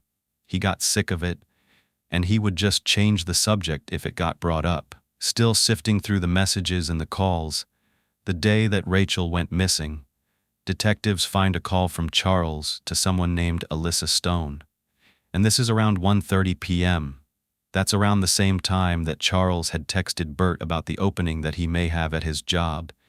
So they track down Alyssa Stone, and she tells them that she's the wife of David Christopher Stone, one of Charles's longtime friends. David's a high school baseball coach. He's a volunteer firefighter for the Moscow Fire Department. He's a wonderful stepfather and a family man. He wasn't just friends with Charles. Rachel's daughter, Amber, tells detectives that David was also Rachel's friend, and she referred to him as Stoney. She had only good things to say about David. Many of the detectives knew David and his wife, Alyssa. He worked at the Moscow City Maintenance Center, and Alyssa worked at Moscow City Hall as a grants writer. Detectives want to know why Charles made a phone call to David's wife on the 16th, and she tells them it was in regard to working on her car. David would work on cars with Charles, so that afternoon, David left to go work on her car at Charles's shop. They asked if she spoke to her husband David again that day, and she says, yeah, around 3 o'clock. She called David, and he told her he hadn't even started to work on their car yet. Then again, at 6 p.m., she calls David again, tells him dinner's ready, and he told her, you know what? Rachel showed up and she was not happy that her car wasn't ready. So David says, you know what? I'm going to stay here with Charles and hopefully be able to work on your car. But Charles was pretty upset. Then at 7 p.m., David called Alyssa and said that someone was delivering a car part for her car, and he was going to stay and put it on. He would be home later. At 8 p.m., David called his wife Alyssa again and said, oh, the wrong part was delivered for your car. So Alyssa asked David if he had eaten, and he said, "Oh, I went and got something from the A&W for me and Charles." This is great information. Detectives are hoping that David can answer some very important questions. It seems like they found the man who Charles referred to as his ace. According to what David's wife, Alyssa, showed them, it appeared as though David was the one at the shop that night with him. Alyssa goes on to say that between 9 p.m. and 10 p.m., David actually shows up at their house, and he's driving Charles's truck. Alyssa said that David told her, "I just dropped Charles off at Mingle's," which was a bar, "and I'm going to go back and pick him up so he doesn't have to drive under the influence." Not too long later, David told Alyssa he would be right back, that Rachel had come back over after computer shopping and her car still wasn't done, and she was mad. He then again went on to explain that Charles was pretty upset because Rachel was depressed, and she wanted him to do a lot of things he couldn't do, like pay her bills. This is all very interesting, but the story isn't the same as the one Charles told detectives. They are hearing it from a third party, Alyssa, and not David himself, so they needed to track him down for an interview. When detectives meet with David, he confirms the information that Charles already gave to police. He tells them, "Sure, Rachel stopped by the shop. It was Friday evening. She wanted to switch cars, and the work was not done, and I was having work done on Alyssa's vehicle that afternoon." But if David was truly with Charles, why didn't Charles just tell police right away? David also confirms that he brought Charles over to this bar. He had a few drinks with him in between fixing Rachel's car that night, but Charles had never mentioned this bar either. If David's telling the truth, though, it would be very easy to figure it out because Mingle's had surveillance cameras. The detectives pulled the footage, and guess what? They don't see David, and they don't see Charles. David has an explanation. He's like, "You know what? I didn't go inside." But they're like, "But there's no sign of Charles either." Because Charles and David seem to have very different accounts of the night, their calls and texts didn't match up, and the timeline seemed off. It really raised suspicion into both of these men. Something wasn't adding up, and they just could not put a finger on it. But speaking of fingers, remember the tip of the glove in the Yukon? They finally did a DNA test. It contained both Rachel and Charles's skin cell DNA. It was also determined that Rachel's blood was on the piece of paper that was found on the floor and inside her purse. However, it was such a very small amount that it wasn't enough for Charles Capone to be charged with murder. But they weren't going to give up. They weren't going to let this case go cold, but that's not what the public believed. The authorities were not giving out any information. The news was scarce. Police wouldn't tell the public what they found inside the repair shop or why Rachel was even there. The community was left in the dark. Where was Rachel Anderson? The frustration was apparent by the posts on the Facebook page that Rachel's family made. Everyone was trying to help. They were offering tips and theories. They would say things like, "Did you get EquuSearch to come out?" Or, "Nancy Grace talk about the case to make it more public." But police assured them they were working hard. They just didn't want to compromise the case by exposing the evidence that they had. Even Charles's arrest was being downplayed by the police. They said, "Oh yeah, you know, he got arrested, but it was unrelated." But it seemed too coincidental that Rachel's missing and her estranged husband is arrested on a weapons charge. It seems related to me, wouldn't it to you? Charles did end up pleading guilty to that firearm charge, and he was sentenced to 2 years in federal prison. Amber admitted that when her mom first started dating Charles, there was just something about him she did not like. She pulled her mom aside and said, "Listen, Mom, he seems like he's hiding something." Now the family thinks he's hiding Rachel. They're worried sick because if their mother is still alive and she's locked up somewhere, and he's the only one that knows where she is, and now he's in prison, they think she could die. They want them to hurry up and solve this case. However, the police have a plan. When they were searching the shop, they found these pictures of Charles. He was posing with guns. He was acting like a tough guy. He thought he was a tough guy because, as far as he was concerned, he believed that he was actually a relative of Al Capone. His last name gave him a sense of power. However, there's no relation that they could find between Charles Capone and Al Capone, even though they shared the same last name. Detectives believe that Charles will talk in prison, and they hope he does. They think it's only a matter of time. Meanwhile, they're still compiling as much evidence as possible. Here are some of the relevant findings. The mileage on Rachel's Stratus was checked against the work order.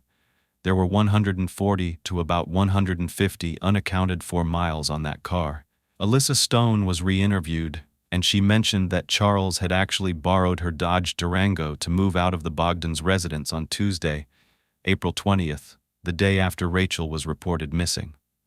She said when Charles got back, she was so upset because he had used all of her gas and she had just filled up the tank. Not to mention, there were at least 7 major inconsistencies in David's timeline of events for the night that Rachel was last seen. By his and Charles's own admissions, they were the last people to see her that night. Alyssa stated that David left to go to Charles's shop at 1:30 p.m., but David said he went to the shop around 4 or 4:30, so where was he all of those hours? Alyssa said David called her from the shop around 3 p.m. and told her he hadn't even started working on the car yet. Phone records show David called the shop several times during the time he said he was at the shop. So which one was it? Well, David said no. I was at the shop. Charles was wearing an earpiece while he was working on a car, and I was just calling him. I was sitting right there. I just wanted to mess with him. Are you sure you weren't planning what you were going to do that night? David said he went to A&W around 7 p.m., and that he also went on the store side to buy some candy, and he went through the front doors. Well, when they pulled up the video, he didn't go through the front door. So he's like, maybe I didn't, and maybe I didn't buy candy. So, which one is it? David said Rachel and the Yukon were gone when he got back from getting food shortly after 7 p.m. Rachel's phone records show something else. She made a call from the shop to her ex-husband Dennis at 8:09. So, her car couldn't have been gone because she was in that area. Remember that David said O'Reilly's delivered a part for the Durango, but told his wife it was the wrong part? Well, the part was actually delivered for Rachel's car. When they asked, was the part delivered before you went for food or after, David tried to look at the timeline to figure it out instead of using his brain from his memory. At that point, getting flustered, he said, "You know what? I think I might have been in the bathroom when the parts were delivered." David also said he dropped Charles off at Mingle's bar around 9:30 p.m. and picked him up at 10 p.m., but when they told him, "You know what? Charles never went inside," David said, "Oh well, I didn't watch him go in. I just dropped him outside, so maybe I don't know." David said when he returned to Mingle's, he called Charles on the phone to pick him up. When David is told that there's no record of this call, David said that maybe Charles was just standing outside and he came by and he was waiting for him. Well, Scott Galena, who was representing Rachel in her divorce, confirms that as of April 12, 2010, just a few days before she went missing, enough time had finally passed so that the divorce could be finalized. He said that a date had not been set, but that Charles had been increasingly insistent that they were going to make a reconciliation, and he wasn't going to sign those papers. Rachel had also told her friend, Jennifer, that Charles had given her a 3-day ultimatum concerning their relationship. The ultimatum was that Rachel had to give Charles an answer by Friday, the 16th, whether or not they were going to work on their marriage. Rachel had already told Jennifer she was going to tell Charles that night that the relationship was over. Well, there you go. Don't you think that this is the reason why all of this happened? If he couldn't have her, nobody could. Detectives found a receipt in the white Dodge Durango, and it belonged to Charles. It was parked on the side of the shop, and that receipt was from Spence Hardware. It was for a brown and green tarp purchased on the 17th. That's the day after Rachel went missing. So, the detectives tracked down some people who work at the shop, and they told detectives that there had been an old green and brown tarp, just like the new one, but it had all this paint spray on it, just like that other one that was there. But all of a sudden, on the 17th, it was replaced with a brand new tarp. Where do you think the old tarp is, and what was it used for? Time is going by. Detectives know that Charles is going to be let out of prison soon, and they know he's a danger to society. They didn't want this man to walk free. Their job was to convince the Loudoun County prosecutor to take on Rachel's case as a murder case. Based on all the evidence and information gathered to date, the detectives believe David Stone and Charles Capone were involved in Rachel's disappearance, her murder, and the disposal of her remains. At this time, law enforcement officers from multiple jurisdictions are involved, which included the Lakeside County Sheriff's Office, the Moscow Police Department, the Aceton County Sheriff's Office, the Clarkson Police Department, the Lewiston Police Department, and the Idaho State Police. They are all involved, and together, they're trying to figure out how they can get more information from David Stone. Maybe somehow they can get him to admit where the body is, if there is a body. So, while Charles is currently incarcerated in the top federal prison in California, David would get a letter. This is what the police planned, and it was supposed to be from Charles within prison. The letter would simply state, "I need you to check on our friend. I think someone has disturbed her." They were hoping this would make David go to the body. Immediately after the letter is mailed, they placed GPS tracking devices on all 3 of David's vehicles, and they watched and waited. They tracked, but David did not go anywhere except his usual locations. However, one location that David drove to did lead them to their very next clue. It was the Moscow City Maintenance Center, where David worked. Detectives decided to ask David's co-workers if anything seemed out of the ordinary about him in the weeks before or after Rachel went missing. A co-worker came forward and told them that, just a week prior to Rachel's disappearance, David, out of the blue, wanted to know how to operate a backhoe. He told his co-workers he was going to help a buddy with a project over the weekend. David was taught how to run a backhoe. What project is he referring to? Look at this thing. It doesn't exactly look like it's used to repair cars, does it? Burying a body? Definitely possible. David practiced with the backhoe. He dug a large hole in an area near the spoils pile. This is where the street sweepers dump all of their debris. David left this large gaping hole uncovered, even though he was instructed to fill it back in. David also made a statement to a coworker that he was angry with. He told that coworker if he didn't stop, he was going to bury them in the spoils pile. After that, David never expressed any interest in the backhoe again. Not only that, another coworker had something even more incriminating to tell detectives, but it's not about Rachel. It's in regard to another woman who may still be in danger. Christopher Porter came forward and alleged that in November or December of 2009, the same time that allegedly Charles had a physical fight with Rachel, remember that?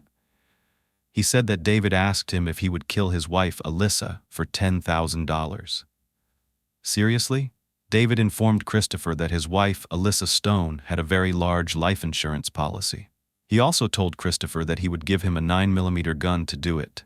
Of course, Christopher said no, and then he tells him David reaches back out. He says, "You know what? Your services are no longer needed. Me and my buddy Charles, we came up with a plan to kill each other's wives." This could not be real. Can you imagine a person just casually talking about this like it's an everyday thing? It's evil. It's absolutely sickening if it's true. A man like David, working as a volunteer firefighter, trying to save people's lives, but also allegedly planning to kill his own wife. So, of course, detectives tell Alyssa she may be next, and she decides to stay with her husband. He convinced her that the detectives and the police just made the story up to put pressure on him, hoping that he would turn against Charles. But David's not the only one talking. As expected, cool guy Charles Capone confided in an inmate that it was him who was making all those calls and those texts to Rachel, pretending that he was being harassed and that he was using that app to disguise his voice and his number. I want to tell you that this is an actual manipulation technique that is used by stalkers. They try to come to their victims' defense as heroes, but they're the ones that should be feared. Wait, 'cause it gets more insane. This inmate builds rapport with Charles, but he's really turned into an informant, and he was instructed to ask Charles the best way to get rid of the body so it would never be found. Charles actually tells him how he would do it if he did kill someone. He says this, saying he would put them on a tarp, then cut them up and dissolve the body in a car parts washer. Investigators say he had that parts washer in his Moscow shop. a tarp, cut the body up, and then use a car parts washer. The detectives pay Charles a visit, and they blatantly say to him, "Charles, Today you're going to tell us that you killed Rachel and where her body is." Charles answered with, "Well, you got one of those things right, but I didn't kill her. So who did?" Now they're putting pressure on David Stone, telling him, "We know you have blood on your hands." All David says is, "I think I need to get a glass of water." But he never denied it. But things like his phone records seem to speak for themselves. Between the hours of 8:40 p.m. on April 16th until 8:52 the morning after, that's a time between Rachel being last seen until the next day, 12 hours and 12 minutes are unaccounted for. No activity was on David's phone, and Charles had no activity between 7:30 p.m. on the 16th until 9:57 p.m. Rachel's phone had no activity between 8:27 p.m. and 9:20 p.m. on the very same night. Very fishy. All three phones have no activity between those times.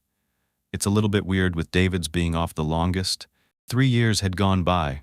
It was 2013.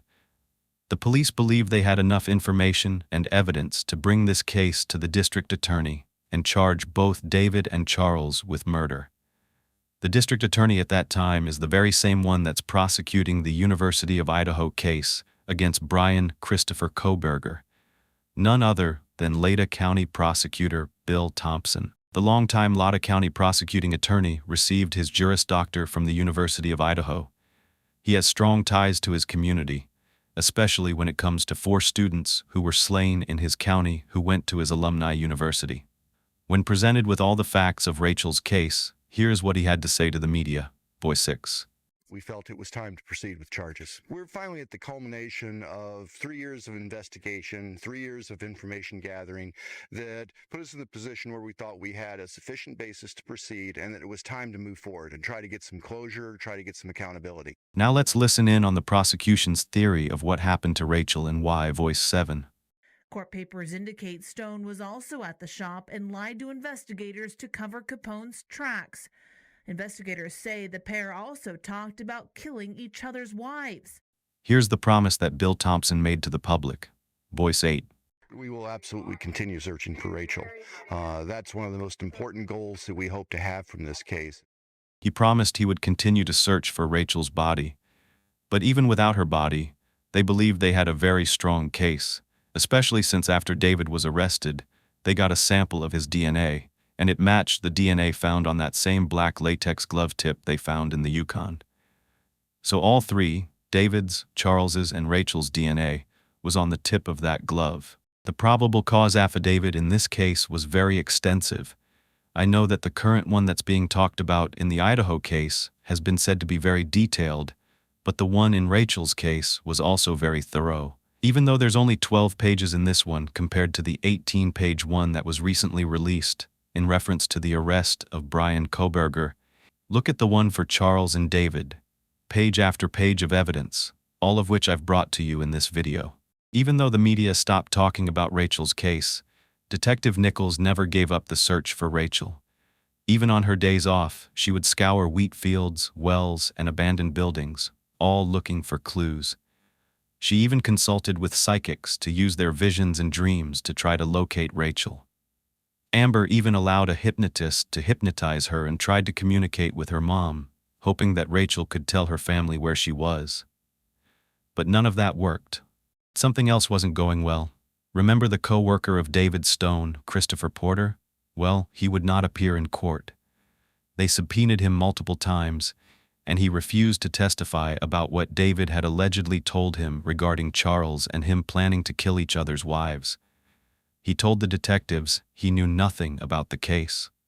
So now they only had circumstantial evidence to present to the jury. Nobody but the prosecution still believed they had a strong case. At the preliminary hearing, all of this evidence was set up in detail with additional findings as well. Here are all the pieces of evidence they presented. This went on for several days. That's when Alyssa Stone finally became convinced that her husband David truly wanted her dead. It was devastating. She immediately filed for divorce, but David insisted he was not a monster. A motion from the defense was granted to seal documents to ensure that David and Charles would have a fair trial. The same was asked in the Idaho case. A lot of what they wanted sealed actually pertained to the expenses going towards Charles's defense. DNA experts, investigators. It was an intense task. There were approximately 3,800 pages of documents, 120,000 lines of cell phone records, 8,500 lines of GPS data, 30 hours of recorded interviews, 1,700 photos, and more. It's costly. DNA tests per sample are $1,195 each, and the consultation fee for a DNA expert is $1,475, plus $295 per hour for testimony. And that's just for one expert.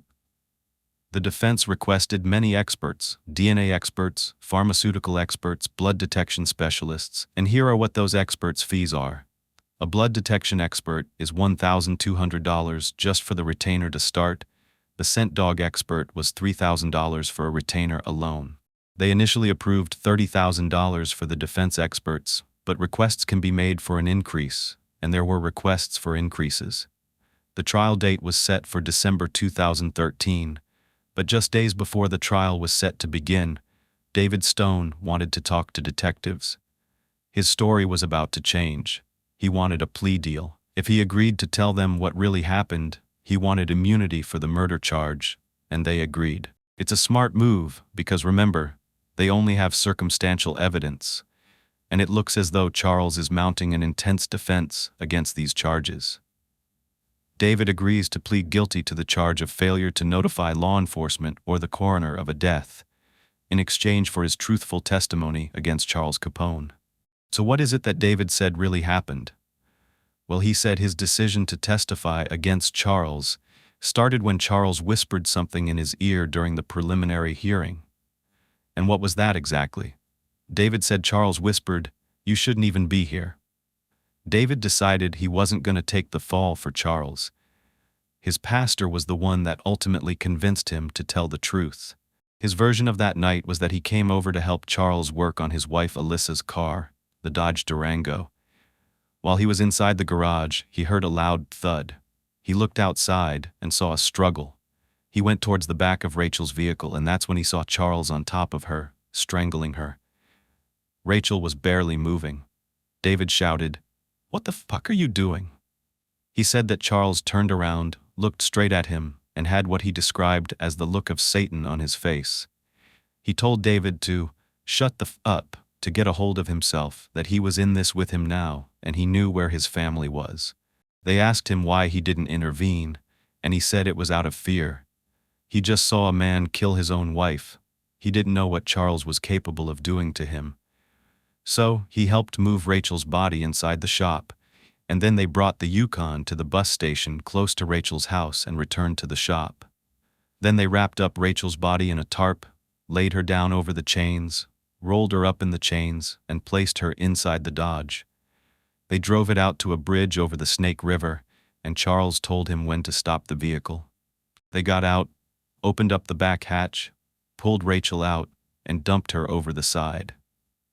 During the trial, the defense attorney's strategy was to discredit David Stone, create reasonable doubt about the state's evidence, and offer alternate suspects. One of those people was a name we're familiar with from the beginning of the case: William Slump, the once-obsessed boyfriend that wouldn't take no for an answer. Well, it turns out he's the perfect fall guy. Why? Because he was dead. He died before the case went to trial. Did he take secrets with him to his grave? Was he Rachel's real killer? The defense says so. They introduced evidence of a restraining order that Rachel filed against him, as well as testimony from Rachel's own daughter Amber, saying that Rachel thought he was the one who vandalized her vehicle. The defense also called Detective Jackie Nichols to the stand to confirm that those letters William kept sending to Rachel did exist. But what the defense argued didn't exist was what the cops never found during their investigation. They attacked the lack of evidence of a crime. There was no physical evidence inside that repair shop, no signs of a struggle, and there were no fingerprints of Charles in the Yukon. However, there was a set of fingerprints that didn't match any known suspects. The defense cross-examined David for an entire day. One question they had was, if he wasn't your friend, and instead it was a guy you thought was trying to harm you or you were fearful of, why did you guys still hang out? Why did you stay in contact? Why were you acting like his buddy? His response was that he would rather know where the person was that may harm him for safety reasons. But the fact is, David Stone lied to the police for 3.5 years, so why should anyone trust him now? After 7 days, Prosecutor Bill Thompson had the final word to the jury. He said, "Rachel's gone forever." He ensured, pointing to Charles Capone, that her body, her physical essence, was also gone forever. But we can't let that allow him to escape responsibility, essentially saying, just because he's good at hiding or getting rid of a body, don't let that be the reason he gets away with this. But Charles has always maintained his innocence, saying that he's done bad things in the past he's not proud of, but killing Rachel isn't one of them. He doesn't have it in him. He's not a sociopath. He's just like most men. He just makes poor decisions. Okay then. Rachel's loved ones had waited 4.5 years to hear the verdict in this case, and it was time. They held their breath as they waited for the clerk to read off, guilty or not guilty. And the verdict was guilty. Amber said it was a bittersweet moment. She wasn't getting her mother back. All it was doing was protecting other women and children from being harmed by Charles Capone. Rachel's family was allowed to give victim impact statements. Ashley, Rachel's other daughter, said, "We live in pain every day because of what Charles did. Every one of us." Charles finally spoke when he declared he did not murder Rachel and that the court had erred in convicting him. He was sentenced to life in prison without the possibility of parole, but he announced at the time that he intended to appeal immediately. There were a number of search operations that were conducted after David confessed to where they threw Rachel's body over the Snake River, but those searches have never turned up any sign of Rachel. As of July 2016, David Stone has actually been released on parole after serving just 3 years. The good news is, Idaho's Supreme Court did Charles Capone's request for a new trial in 2018. Also in 2018, prosecuting attorney Bill Thompson was interviewed by the Lewis interview Craig Clohessy. He asked him, "You've been the Latah County prosecutor for about 26 years. Is there a case that stands out for you?" Bill Thompson said, "We've had a number of remarkable, challenging cases. I think the one that probably currently stands out most is the Charles Capone murder trial, the murder of Rachel Anderson, where her body has never been recovered. But we were able to obtain a conviction, an appropriate conviction, and an appropriate sentence." He said this 4 years before he knew what tragedy would befall Kaylee, Maddie, Ethan, and Xana in the fall of 2022. Now I think the one that probably stands out to him is the one that he has currently been tasked to undertake, and I honestly know that he's the right man for this job, to prosecute whoever is responsible for killing these 4 beautiful, talented, innocent, young University of Idaho students. I know that justice will be done, and I'm so sorry to Rachel's family, and to the family of Kaylee, Maddie, Ethan, and Xana. This wasn't supposed to happen. It wasn't supposed to happen to the people that you love. I'm sorry.